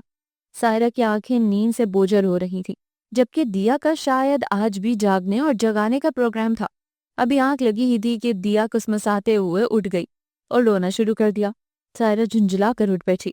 عجیب مصیبت گلے میں ڈال لی ہے۔ اس نے دیا کے بازو کو سختی سے پکڑ کر دوبارہ لٹایا۔ وہ بھاں بھاں کر کے چلانے لگی تھی۔ روتے روتے اسے شدید کھانسی آ گئی۔ سائرہ نے اس کی کمر سہلا کر سانس ہموار کیا۔ پانی پلا کر آخری کوشش کے تحت اس نے دیا کو تھپکنا شروع کر دیا۔ پھر اچانک اس کے ذہن میں خیال آیا۔ وہ سرد سے اٹھی اور دراز میں سے ایک درمیانے سائز کی شیشی نکال لائی۔ دودھ کی بوتل میں اس نے ننھی منی 2 گولیاں مکس کی اور 2 پانی کے ساتھ خود نکل لیں۔ دیا کی منہ سے بوتل لگا کر اس نے اطمینان بھرا سانس خارج کیا۔ کچھ دیر بعد دیا اونگنے لگی تھی۔ اسے بھی نیند کے شدید جھونکے آنے لگے تھے۔ تھوڑی ہی دیر میں وہ غافل ہو گئی۔ حیدر ساری رات سو نہیں سکا تھا۔ ازکی کی حالت دیکھ کر نہ جانے کیوں اس کا دل موم ہوا جا رہا تھا۔ وہ غمگین تھی تو حیدر بھی خوش نہیں تھا۔ وہ متضاد کیفیات کا شکار تھا۔ جن دنوں وہ ازکی کو اس نام نہاد بندھن سے آزاد کرنے کا سوچ رہا تھا، سائرہ وہ تکلیف دہ ڈاکٹری رپورٹس لے آئی۔ اس کی التجا اور امی جان کی خواہش جان کر وہ کچھ پل خاموشی سے سوچتا رہا۔ اسے وہ دونوں درست لگی تھیں اور پھر بچے کی خواہش بھی انگڑائیاں لے کر جاگ اٹھی۔ بظاہر اس نے سائرہ کے مجبور کرنے پر ازکی کو بیوی کا درجہ دیا تھا، مگر لاشعور میں یہ خواہش نہ جانے کب سے چھپی تھی۔ جب ازکی نے ماں بننے کی خبر اسے دی تھی تو گویا اسے دونوں جہان کی خوشیاں مل گئیں۔ وہ بے حد خوش تھا اور سائرہ بھی اس کی خوشی میں شریک تھی۔ ڈاکٹر نے جڑواں بچوں کی نوید سنائی تو اس نے اور امی نے سائرہ کی گود میں زید کو ڈال دیا تھا، لیکن سائرہ نے خود ہی انکار کر دیا۔ پر اب جبکہ دونوں بچے اچھے خاصے سمجھدار ہو گئے تھے، ماں کے لمس کو پہچانتے تھے، تو سائرہ نے دیا کو لینے کے لیے اسے مجبور کرنا شروع کر دیا۔ سائرہ نے اس کے سامنے 2 شرائط رکھی تھیں اور حیدر کو ہر حال میں اس کی ایک شرط ماننا تھی، سو اس نے دیا کو اس کے حوالے کر دیا۔ دوسری شرط ماننا اس کے اختیار میں نہیں تھا۔ وہ خود کو اس موڑ پر انتہائی بے بس محسوس کر رہا تھا۔ اس کی یہی کمزوری شاید سائرہ کے ہاتھ جا لگی تھی، لیکن ازکی کی حالت کے پیش نظر اس نے سائرہ کی دوسری شرط پر توجہ دینا شروع کر دی تھی۔ پچھلے چند دنوں سے وہ شدید ذہنی اذیت کا شکار تھی۔ سوتے میں اٹھ کر چیخنے لگتی، بانوں کو نوچتی اور خود کو کوستی رہتی۔ زید بھی الگ سہما سہما سا تھا، سو اس نے دل کی آواز پر کان بند کر کے دماغ سے سوچنا شروع کر دیا۔ امی نے کبھی ازکی کو دل سے قبول نہیں کیا۔ سائرہ اگر انہیں پوتا پوتی دے دیتی تو ازکی کی طرف وہ آنکھ اٹھا کر بھی نہیں دیکھتا۔ سائرہ بھی اس کے وجود کو برداشت نہیں کر پا رہی تھی۔ اپنی تکلیف کم کرنے کے لیے اس نے ازکی کو اذیت پہنچانے کا الگ طریقہ سوچا تھا، یعنی دیا کو اس سے چھین کر۔ وہ صبح بغیر ناشتہ کیے آفس چلا آیا تھا۔ پہلی مرتبہ وہ راحت ولا سائرہ سے ملے بغیر آفس میں موجود تھا، مگر ہمیشہ کی طرح وہ دل جمعی سے کام نہیں کر سکا۔ سر میں الگ ٹیسیں اٹھ رہی تھیں۔ اس نے کچھ لمحے سوچا اور پھر اپنے سامنے رکھی فائل بند کر کے پہلا کام وکیل کو فون کر کے چند کاغذات تیار کرنے کے لیے کہا۔ اس نے فلیٹ ازکی کے نام کر دیا تھا، جبکہ بینک پہ موجود 3 لاکھ رقم میں مزید 50,000 کا اضافہ کیا۔ اس کام سے فارغ ہو کر اس نے بخاری صاحب سے چھٹی لی اور راحت ولا چلا آیا تھا۔ وہ بیڈ روم کے دروازے تک آیا تو سائرہ کی سوئی سوئی آواز نے قدم روک لیا۔ حیدر صرف اور صرف میرا ہے، مجھے اس سے شدید محبت ہے، وہ تفخر سے بول رہی تھی۔ حیدر کے لبوں پر مسکراہٹ پھیل گئی۔ وہ جانتا تھا کہ سائرہ اس کے معاملے میں کس قدر شدت پسند ہے۔ اس نے کوٹ دائیں کندھے پر منتقل کر کے ہینڈل پر ہاتھ رکھا۔ میں نے جسے چاہا اسے پایا بھی۔ کوئی میرے راستے کی رکاوٹ بنے، میں اسے جڑ سے اکھاڑ کر پھینکتی ہوں۔ پھر ازکی کیا چیز ہے؟ مجھے یقین ہے کہ حیدر میری دوسری شرط ماننے پر تیار ہو جائے گا، کیونکہ ازکی اسے مجبور کرے گی۔ وہ بچے کے بغیر نہیں رہ سکتی، بچی ماں کے بغیر نہیں رہ سکتی، اور میں حیدر کے بغیر نہیں رہ سکتی۔ حیدر نے دروازے کو ہولے سے دھکیلا، دروازہ کھلتا چلا گیا۔ سائرہ کی اس طرف پشت تھی، یا پھر وہ فون پر ہی اس قدر محو تھی کہ اسے حیدر کی آمد کا احساس نہیں ہوا تھا، ورنہ وہ تو اس کی خوشبو سے ہی پہچان لیا کرتی تھی۔ میں نے ہر بازی سوچ سمجھ کر کھیلی ہے، جیت ہمیشہ میرے مقدر میں لکھی گئی ہے۔ اس وقت بھی جب ازکی راحت ولا میں حیدر کی منکوہا بن کر آئی تھی، اور اب بھی جبکہ وہ اس کے 2 بچوں کی ماں ہے۔ اسے پیچھے ہٹنا ہے ہر صورت۔ حیدر چٹک کر رک گیا تھا۔ اس نے بے یقینی سے سائرہ کی پشت کو دیکھا۔ دنیا کے جس کونے میں بھی دیا اور زید رہیں، بس میری نگاہوں سے اوچل ہو جائیں۔ ویسے بھی وہ جہاں رہے حیدر کے بچے ہی کہلائیں گے، اسی کے نام سے پہچانے جائیں گے۔ حیدر کو بھی یقین و اطمینان رہے گا کہ اس کے بچے موجود ہیں، پھر وہ صرف اور صرف میرا ہوگا۔ کوئی ازکی ہمارے درمیان نہیں آئے گی، اور نہ ہی کسی اور دوسری عورت کا دھڑکا، وہ حقارت سے کہہ رہی تھی، جبکہ حیدر کو اپنی سماعتوں پر یقین نہیں آیا۔ الفاظ سے کہ شعلے اس کے تن بدن میں آگ لگ گئی۔ سامنے کھڑی عورت نے بھی اس تپش کو محسوس کر لیا تھا۔ جب وہ پلٹی تو حیدر کو موجود دیکھ کر اس کے ہاتھ سے ریسیور چھوٹ پڑا تھا۔ تم کب آئے؟ وہ گڑبڑا گئی تھی۔ حیدر لب بینچے 2 قدم آگے بڑھا، اور سائرہ نے اس کی آنکھوں میں پھیلی سرخی اور چہرے کے تناؤ کو دیکھ کر پیچھے ہٹنا چاہا تھا۔ اسے اس پل حیدر سے خوف محسوس ہو رہا تھا، شدید خوف۔ بہت بڑی ایکٹر ہو تم، اور میں؟ دھیمے لہجے میں بھوکے شیر کی سی غراہٹ تھی۔ سائرہ کی ریڑھ کی ہڈی میں سنسناہٹ ہونے لگی۔ میں اس دنیا کا احمق ترین آدمی ہوں۔ اس نے استہزائیہ ہنس کر سائرہ کے کندھے پر ہاتھ رکھا اور پھر تھپڑ دے مارا۔ سائرہ کے لبوں سے بے ساختہ چیخ نکل گئی۔ اس نے پھٹی پھٹی نگاہوں سے حیدر کے تنے تنے نقوش کو دیکھا۔ حیدر نے اس پر ہاتھ اٹھایا تھا۔ وہ گال پر ہاتھ رکھے بے یقینی سے کھڑی تھی۔ وہ ازکی نہیں، سائرہ تھی۔ ازکی کو مارنا معمولی واقعہ تھا، لیکن سائرہ کو مارنا معمولی بات نہیں تھی۔ تم نے مجھے تھپڑ مارا؟ وہ غرائی۔ حیدر نے لگاتار 2 اور تھپڑ اس کے منہ پر دے مارے۔ بالوں کو مٹھی میں جکڑ کر اس نے اسے زوردار جھٹکا دیا تھا، اور وہ دیوار سے جا ٹکرائی۔ میرا دل چاہ رہا ہے کہ تمہیں شوٹ کر دوں، ڈرامے باز عورت۔ وہ دھاڑا، پھر اسے بازو سے پکڑتے ہوئے دوبارہ اپنے مقابل کھڑا کرتے ہوئے بولا، بہت شاطر دماغ ہے تمہارا، میں کوئی چال سمجھ ہی نہیں سکا۔ ہوں نا بے وقوف؟ وہ اذیت سے کہتے ہوئے ایک پل کو رکا۔ بہت ذہین ہو تم۔ میں متاثر تھا تمہاری اس شیطانی دماغ سے، اس حسن سے، تعلیم سے، خاندان سے۔ اس نے آنکھوں میں امڑنے والی نمی کو صاف کرتے ہوئے لب کچلے۔ تم سے بہتر تو وہ جاہل عورت ہے جس نے اپنے دل کے ٹکڑے کو تمہاری گود میں ڈالا۔ بقول میری ماں کہ وہ نیچ عورت بہت بلند ہے، جو میرے دیے ہر دکھ کو، ہر درد کو ان 2 دنوں میں بھول چکی ہے، کیونکہ حیدر نے اس سے پہلی مرتبہ محبت سے بات کی ہے۔ اس نے ان 2 دنوں کے صدقے ہمیشہ کے لیے اپنی بچی کو تمہیں دے دیا۔ رات کو اس نے مجھے اپنے فیصلے سے آگاہ کر دیا تھا۔ میں تمہیں یہ خوشخبری رات ہی کو سنا دینا چاہتا تھا۔ ازکی نے بخوشی رضامندی ظاہر کی تھی۔ میرے ضمیر پر پڑا بوجھ ہلکا ہو گیا۔ لیکن رات کے پچھلے پہر میں نے اسے روتے دیکھا، بے تحاشا روتے ہوئے۔ اس نے میری محبت پر ممتا کو قربان کر دیا، مگر اپنا دل… حیدر کی آواز رند گئی۔ انسان کس مقام پر بے بس ہوتا ہے اور کس مقام پر رسوا ہوتا ہے۔ میں بے بس اس وقت ہوا تھا جب بابا کے چہرے پر آزردگی پھیلی دیکھی تھی۔ ان کی آنکھوں میں امید کے دیے روشن تھے۔ میں انکار کرتا تو وہ دیے بجھ جاتے۔ میں نے خود کو بے بس پایا۔ پہلی مرتبہ بابا کی محبت میں خود کو مجبور پایا تھا، اور دوسری مرتبہ تمہاری محبت میں، جب بیمار باپ کے سامنے تم سے شادی کا اعلان کیا تھا۔ میں اس وقت بھی لاچار تھا، کیونکہ تمہاری چاہت نے بیڑیاں ڈال رکھی تھی پاؤں میں، اور آج اسی محبت نے مجھے اس مقام پر لا کر رسوا کر دیا ہے۔ تم نے کیسی محبت کی مجھ سے کہ ہر مقام پر مجھے گناہ گار کرتی رہی، اللہ کا مجرم بناتی رہی۔ وہ رو رہا تھا۔ سارہ نے بے یقینی سے اس کے چہرے پر پھیلتے آنسوؤں کو دیکھا۔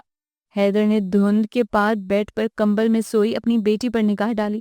وہ ساحرہ کے چلانے اور حیدر کے دھاڑنے پر بھی نہیں اٹھی تھی، حالانکہ اس کی نیند بے حد ہلکی تھی۔ ذرا سا کھٹکا ہوتا وہ اٹھ جاتی۔ ساحرہ، میں نے سوچا تھا کہ تمہاری دوسری شرط مان لوں۔ میں ازکی کو چھوڑنے والا تھا، ہمیشہ کے لیے۔ تمام کاغذات تیار تھے، میں تمہیں اور امی کو انگلینڈ لے جانا چاہتا تھا، اس لیے کہ مجرم ہمیشہ منہ چھپاتا ہے، لیکن اب وہ رکا تو ساحرہ کی سانسیں بھی تھم گئیں۔ میں جا رہا ہوں ساحرہ، میرے جانے کے بعد ایک لمحے کے لیے ضرور سوچنا کہ تم نے واقعی مجھ سے محبت کی تھی یا محض میری ماں کی انا تھی یا پھر تمہاری ضد۔ حیدر پلٹ کر بیڈ کی طرف آیا۔ ساحرہ نے تیزی سے اس کے بازو کو پکڑ کر اپنی طرف کھینچا تھا۔ تم مجھے چھوڑ کر کیسے جا سکتے ہو حیدر؟ میں تمہارے بغیر کیسے رہوں گی؟ وہ گڑ گڑاتے ہوئے اس سے لپٹ گئی۔ حیدر نے تنفر سے اس کے ہاتھوں کو جھٹکا۔ تم اس سونے کے محل میں اکیلی رہنا، تنہائی تو ویسے بھی پسند ہے تمہیں۔ وہ غرایا تھا۔ راحت بھی شور سن کر آ گئی تھی۔ جو کیا تمہاری ماں نے کیا، میں تو محض مہرہ تھی۔ راحت کو دیکھ کر وہ چیخی تھی۔ راحت نے بھی منٹوں میں صورتحال جان لی تھی۔ اس کی وحشت زدہ آنکھوں میں جھانکتے ہوئے لاپرواہی سے بولی، میں نے کیا ہے؟ تمہاری خاطر بہو اور پوتے پوتی کو گھر سے نکالا، ترستی رہتی ہوں ان کی صورت دیکھنے کے لیے، بھلائی کا تو زمانہ ہی نہیں رہا۔ وہ اپنا واویلا کرنے لگی۔ حیدر نے ماں کی طرف دیکھے بغیر دراز میں سے چند کاغذات نکالے۔ خالہ، حیدر کو روکیں، یہ جا رہا ہے۔ ساحرہ سارا غرور تنتنا بلائے التجا کر رہی تھی۔ حیدر نے لیدر کے بیگ میں ضروری سامان رکھا اور پھر کمبل ہٹا کر دیا کو اٹھانے لگا۔ امی دیکھیں، دیا کو کیا ہوا ہے؟ اس کی متوحش پھٹی پھٹی آواز نے راحت کو بے حد پریشان کر دیا۔ وہ آہستہ آہستہ بیڈ تک آئیں۔ ارے یہ تو ٹھنڈی پڑی ہے۔ راحت نے اس کے جسم کو چھوا۔ حیدر دیوانوں کی طرح اس کی نبض اور دل کی دھڑکن چیک کر رہا تھا۔ راحت نے نجمہ کو پکارا، ڈاکٹر کو فون کرو۔ امی، دیا، وہ کپ کپاتی آواز میں بولا۔ دیا کا گلابی چہرہ لٹھے کی طرح سفید ہو رہا تھا، جبکہ ہونٹ نیلے ہو گئے تھے۔ راحت نے دل پر ہاتھ رکھا۔ ہائے ماں، صدقے کیا ہوا ہے میری بچی کو؟ دیوار سے لگی ساحرہ نے راحت کی بلند آواز کو سنا۔ حیدر کی صدمے سے چور آواز نے اس کی رہی سہی ہمت بھی نچوڑ لی تھی۔ اماں، میری بیٹی مر گئی۔ اس نے دیوار کا سہارا لیا۔ دیا مر گئی، وہ بڑبڑائی اور پھر سر کو دونوں ہاتھوں سے تھامے وہ گرتی چلی گئی تھی۔ میں ساحرہ ہوں، مرسلین وجاہت کی اکلوتی بیٹی، محبت، ذہانت، حسن اور دولت سے مالا مال۔ بچپن سے ہی مجھے احساس دلایا گیا تھا کہ میں بہت خاص ہوں، اپنے ماں باپ کے لیے، دادی دادا کے لیے، ننیحال والوں کے لیے۔ ڈیڈی مجھے بے انتہا چاہتے تھے، انہوں نے میری ہر ضد پوری کی، مجھے بے تحاشا محبت تھی۔ لیکن ایک وقت ایسا آیا تھا کہ میرے عزیز جان ڈیڈی نے نہ صرف میری خواہش رد کی بلکہ مجھ سے شدید ناراض بھی ہوئے۔ انسان جذبات میں اندھا ہوتا ہے اور محبت میں بے تحاشا اندھا۔ میں نے ہوش سنبھالا تو حیدر کا نام اپنے نام کے ساتھ جڑا سنا۔ نانی ہمیشہ بڑے دلار سے کہتی تھی کہ ساحرہ میرے حیدر کی دلہن بنے گی۔ شعور کے ساتھ ساتھ حیدر کا خیال پختہ ہوتا گیا، اسی لیے میں نے ہمیشہ اس پر اپنا حق جتایا، کیونکہ نانی کے ساتھ خالہ نے بھی ہمیشہ مجھے یہی جتانے کی کوشش کی تھی کہ حیدر مجھے چاہتا ہے، مجھ سے محبت کرتا ہے۔ جو خواب خالہ نے میری آنکھوں میں اتارے تھے ان کی مدت بے حد طویل تھی۔ میں نے چھوٹی سی عمر میں بڑا لمبا سفر طے کر لیا تھا۔ جب حیدر کے نکاح کی خبر مجھ تک پہنچی تو میرے قدموں تلے گویا انگارے بچھ گئے۔ جیسے میں نے سوچا، چاہا، پوجا، وہ کسی اور کا ہو گیا۔ مجھ پر ایک جنون کی کیفیت طاری ہو گئی۔ میں ساری رات روتی رہی، چیختی رہی۔ امی مجھے سنبھال رہی تھی، سمجھا رہی تھی۔ مجھے اس لڑکی سے نفرت محسوس ہو رہی تھی جو حیدر کی منکوہہ تھی۔ میرے خواب اجڑ گئے تھے۔ میں جتنا بھی ماتم کرتی کم تھا۔ خالہ کو میری حالت کا پتہ چلا تو وہ دوڑی چلی آئیں۔ انہوں نے مجھے یقین دلایا تھا کہ اس نکاح کی نہ کوئی حیثیت ہے نہ اہمیت۔ خالو نے جذبات میں آ کر یہ قدم اٹھایا ہے اور مجھے غمگین نہیں ہونا چاہیے۔ میں سنبھل گئی۔ پھر حیدر کے رویے نے بھی خالہ کی بات پر مہر لگا دی تھی۔ میں مطمئن ہو گئی تھی۔ خالہ نے ہر لمحے مجھے احساس دلایا تھا کہ میں ہی ان کی بہو ہوں۔ میرے لیے یہ اعزاز کسی میڈل سے کم نہیں تھا۔ ازکی کیا تھی؟ حیدر کی نظر میں خالہ کی نگاہ میں فقط عام سی لڑکی جسے خالو ہمدردی کے تحت لے کر آئے تھے۔ خالہ نے ہمیشہ اسے کسی تیسرے درجے کے ملازم کی طرح سمجھا۔ میں نے بھی خالہ کی پیروی کرتے ہوئے اسے ایک نوکرانی کی طرح ٹریٹ کیا، لیکن میرے لاشعور میں ہمہ وقت خوف کنڈی مارے بیٹھا رہا تھا جو کہ مجھے کبھی بھی مطمئن ہونے نہیں دیتا تھا۔ یہ خوف آہستہ آہستہ جڑ پکڑنے لگا جب میں نے حیدر کو ازکی کی طرف متوجہ ہوتے دیکھا۔ اگرچہ وہ اسے بلاتا نہیں تھا مگر اس کی آنکھیں، میری چھٹی حس نے مجھے احساس دلایا تھا کہ کچھ غلط ہونے والا ہے۔ پھر خالہ کی طرف سے شادی کا اصرار۔ میں نے امی اور ڈیڈی کو اپنی قسم دے کر منا لیا تھا، جبکہ ڈیڈی مجھ سے شدید خفا ہو گئے تھے۔ ان کے نزدیک میں غلط تھی، میری محبت غلط تھی، مجھے ڈیڈی کی اس سوچ سے وحشت ہونے لگی۔ انہیں تو اپنی بیٹی کے بارے میں سوچنا چاہیے تھا، کجا کہ ایک ایسی لڑکی جسے انہوں نے دیکھا تک نہیں تھا اس کے غم میں گلے جا رہے تھے۔ اس رات میری ڈیڈی کے ساتھ شدید جھڑپ ہوئی۔ کیا یہ اس لڑکی پر ظلم نہیں جو کہ حیدر کی منکوہا ہے؟ ڈیڈی کے الفاظ سن کر میرے تن بدن میں آگ لگ گئی۔ آپ کو میرا احساس نہیں ہے؟ میں نے رونا دھونا شروع کر دیا۔ امی اور ڈیڈی کو آخر ماننا ہی تھا۔ حیدر کی زندگی میں داخل ہو کر بھی میرے اندر سے وہ خوف نہیں نکل سکا۔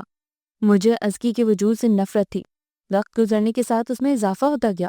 پھر ایک وقت ایسا آیا جب میں نے نئے سرے سے گیم پلان کیا، ایسا گیم جس میں سارے فائدے میرے ہی تھے۔ خالہ تو ویسے بھی ازکی سے متنفر تھیں، ان کی نفرت کو میں نے مزید دو چند کیا تھا، ہر وقت ازکی کی برائیاں کر کر کے۔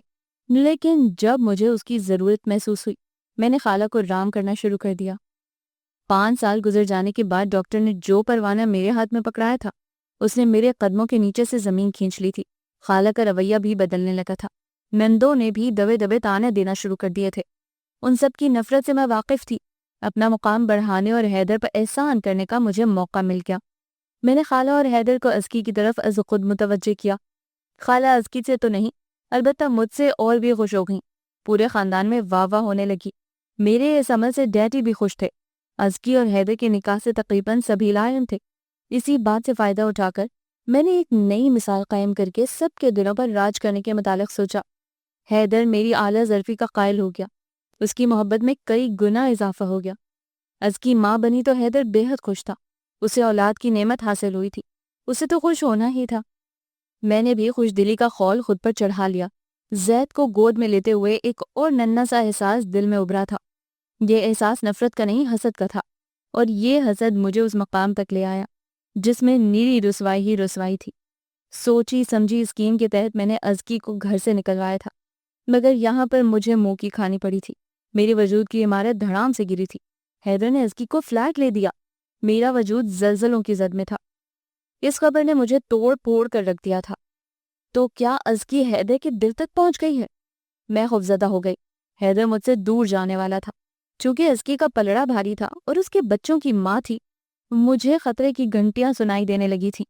ہمیشہ غیر محسوس طریقے سے اپنی مٹھاس بھری باتوں سے حیدر کو الجھا کر میں نے ازکی سے تنفر کرنے کی کوشش کی تھی، مگر اب سارا پانسا الٹ چکا تھا۔ میں جو جھولی بھر کر لینے کی عادی رہی تھی، تہیے داماں رہ گئی۔ اس کا سرشار مطمئن چہرہ، سجا سجایا گھر، صحت مند بچے، مکمل گھریلو عورت کا روپ، اور پھر بچوں پر فدا ہوتا حیدر، سب کچھ اسی کا تھا۔ میرے حصے میں کیا آیا؟ میں نے اسی وقت فیصلہ کر لیا تھا اس کے سکون کو درہم برہم کرنے کا، سو میں کامیاب بھی رہی۔ حیدر کے سامنے 2 شرائط رکھ کے میں پرسکون ہو چکی تھی۔ حیدر نے دیا کو میرے حوالے کر دیا، یعنی کہ وہ ازکی کو چھوڑنا نہیں چاہتا تھا۔ اگر میں ظرف اور دل کو تھوڑا وسیع کر لیتی تو آج خالی دامن نہ رہنا پڑتا، مگر میں تو بے حد کم ظرف تھی۔ میں ایسا کیوں کرتی؟ دیا میرے پاس آئی تو پہلی مرتبہ میں نے اس میں حیدر کی شبیہ ڈھونڈ کر جی بھر کے اسے پیار کیا۔ میری ممتا کے سوتے پھوٹ پڑے۔ دیا حیدر کی بیٹی تھی، میں نے اسے اپنی بیٹی سمجھا، مگر وہ ازکی کے وجود کا حصہ بھی تھی۔ وہ مجھے کبھی ماں نہیں سمجھ سکتی تھی۔ 3 سال کی بچی میرے اور اپنے رشتے کو جان بھی کیسے پاتی؟ ماں سے دوری نے اسے چڑچڑا کر دیا تھا۔ وہ دن بھر روتی اور رات بھر چلاتی رہتی۔ میں نے اسے چپ کروانے اور سلانے کا پرانا طریقہ سوچا۔ مجھے جب نیند نہیں آتی تو میں آرام سے 2-3 گولیاں کھا کے سو جاتی ہوں۔ میں نے اس 3 سالہ بچی کے ساتھ بھی یہی کیا، اور وہ ہمیشہ کے لیے سو گئی۔ اور حیدر کی محبت بھی دیا کے ساتھ مر گئی تھی۔ وہ مجھے الزام دیتا ہے کہ میں نے اس کی بیٹی کو قتل کر دیا ہے۔ ہاں، یہ سچ ہے کہ میں نے اسے مارا ہے، لیکن جان بوجھ کر نہیں۔ میں اسے مارنا نہیں چاہتی تھی، میں تو بس بھلا میں حیدر کی بیٹی کو مار سکتی ہوں، مگر حیدر کو کون سمجھائے؟ اس نے مجھے پولیس کے حوالے نہیں کیا، حالانکہ اسے ایسا کرنا چاہیے تھا۔ یہ بھی نہیں کہ وہ اپنی رسوائی کے ڈر سے خاموش ہو گیا ہے، نہ ہی وہ اخبار میں لگنے والی خبروں سے خوفزدہ ہو کر چپ کی بکل مار کے بیٹھا ہے۔ اس نے دراصل مجھے ضمیر کے حوالے کر دیا ہے، تاکہ یہ ضمیر رات دن کچوکے لگائے، کوڑے برسائے، اذیت سے 2-4 کرے مجھے۔ خود تو وہ اسی دن چلا گیا تھا ازکی اور زید کو لے کر۔ میں اور میری خالہ اس سنہرے محل میں چکراتی رہتی ہیں، لیکن ایک دوسرے سے کچھ نہیں بولتی۔ ہمارے پاس بولنے کے لیے کچھ بچا ہی نہیں ہے۔ حیدر چلا گیا میری زندگی سے ہمیشہ ہمیشہ کے لیے۔ میں جانتی ہوں اب وہ کبھی نہیں لوٹے گا۔ بھلا حیدر کے بغیر بھی زندگی کوئی زندگی ہے؟ مجھے اب جینا چاہیے بھی نہیں۔ میرا زندہ رہنے کو دل بھی نہیں کرتا۔ اب تو دیا بھی رات بھر پکارتی رہتی ہے۔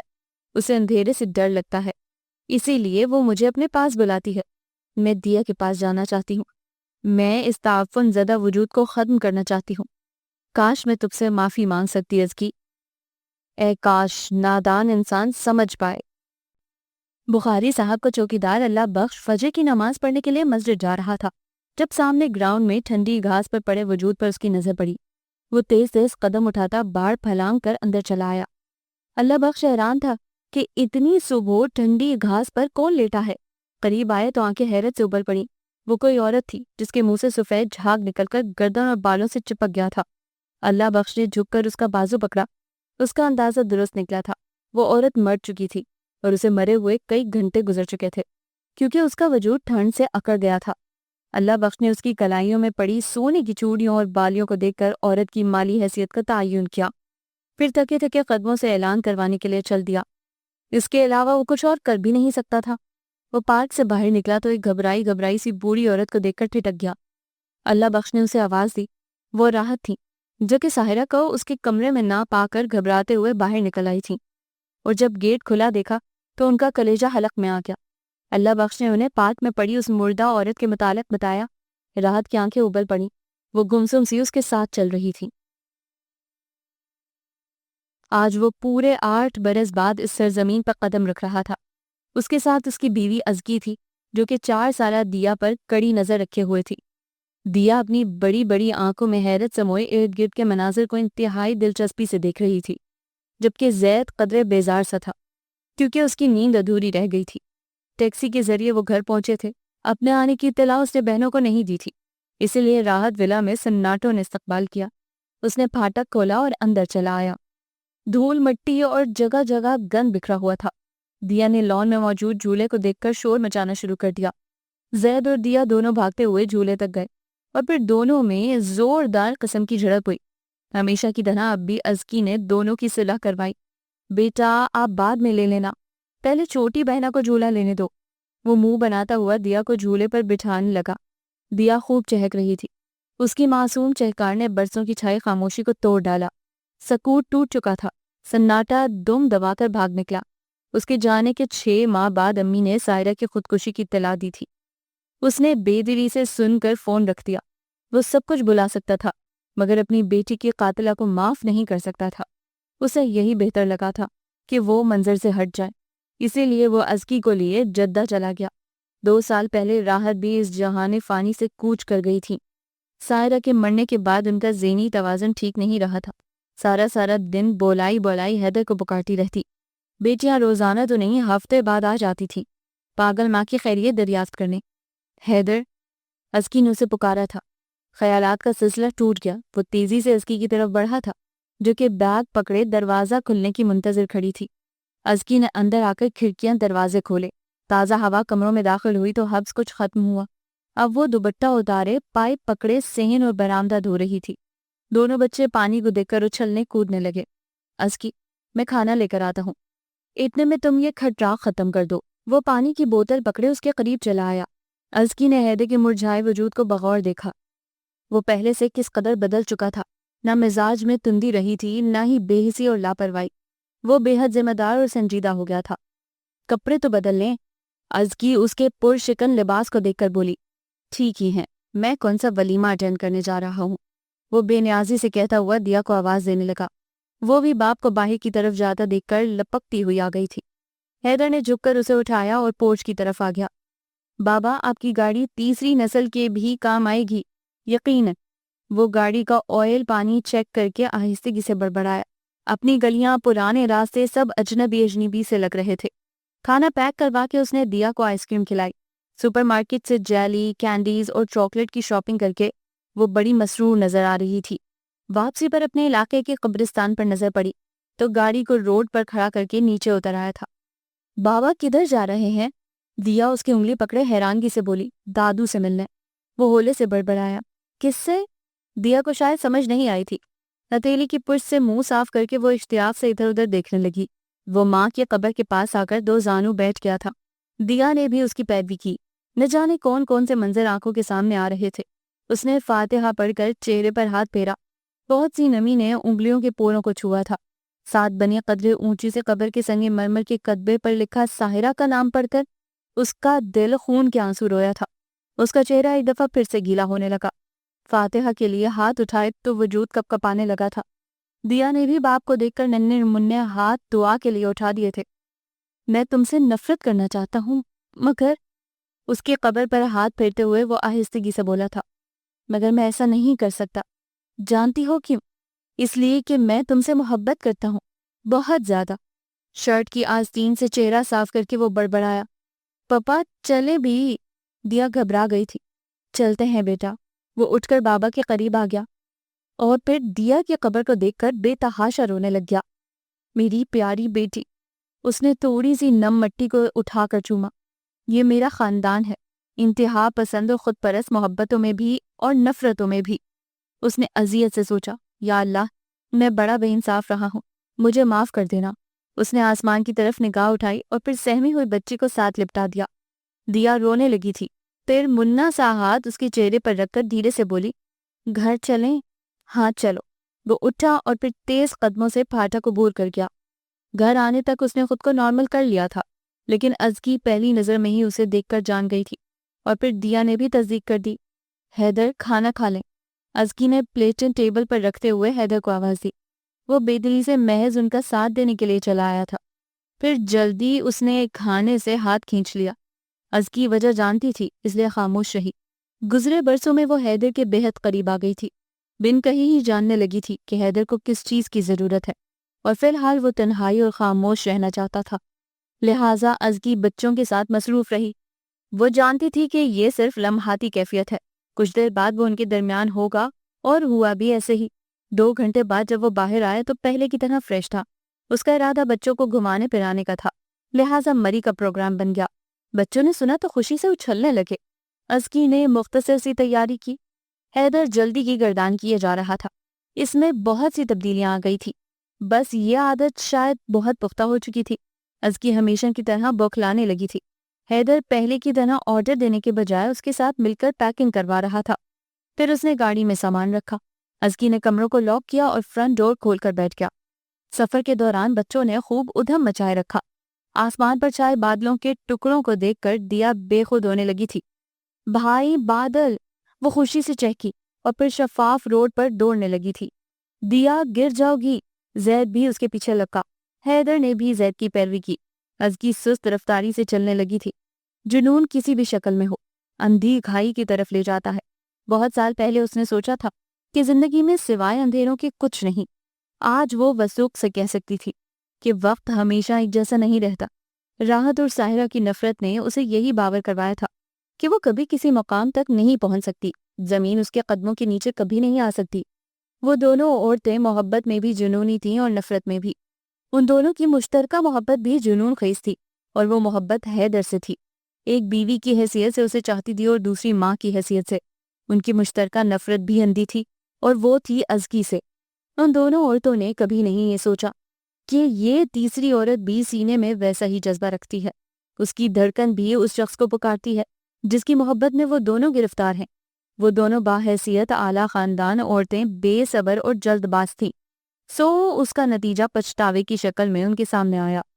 जबकि इस औरत ने हमेशा हर हाल में सब्र किया, और इसे वो सब भी मिला जो उसने कभी नहीं चाहा था, और वो भी जिसकी तलब उसने की थी हमेशा। और मेरे सब्र ने मुझे सब कुछ दे दिया। उसने तमानियत से सोचा और हैदर के हम कदम हो गई। मॉडल 1960 ईस्वी।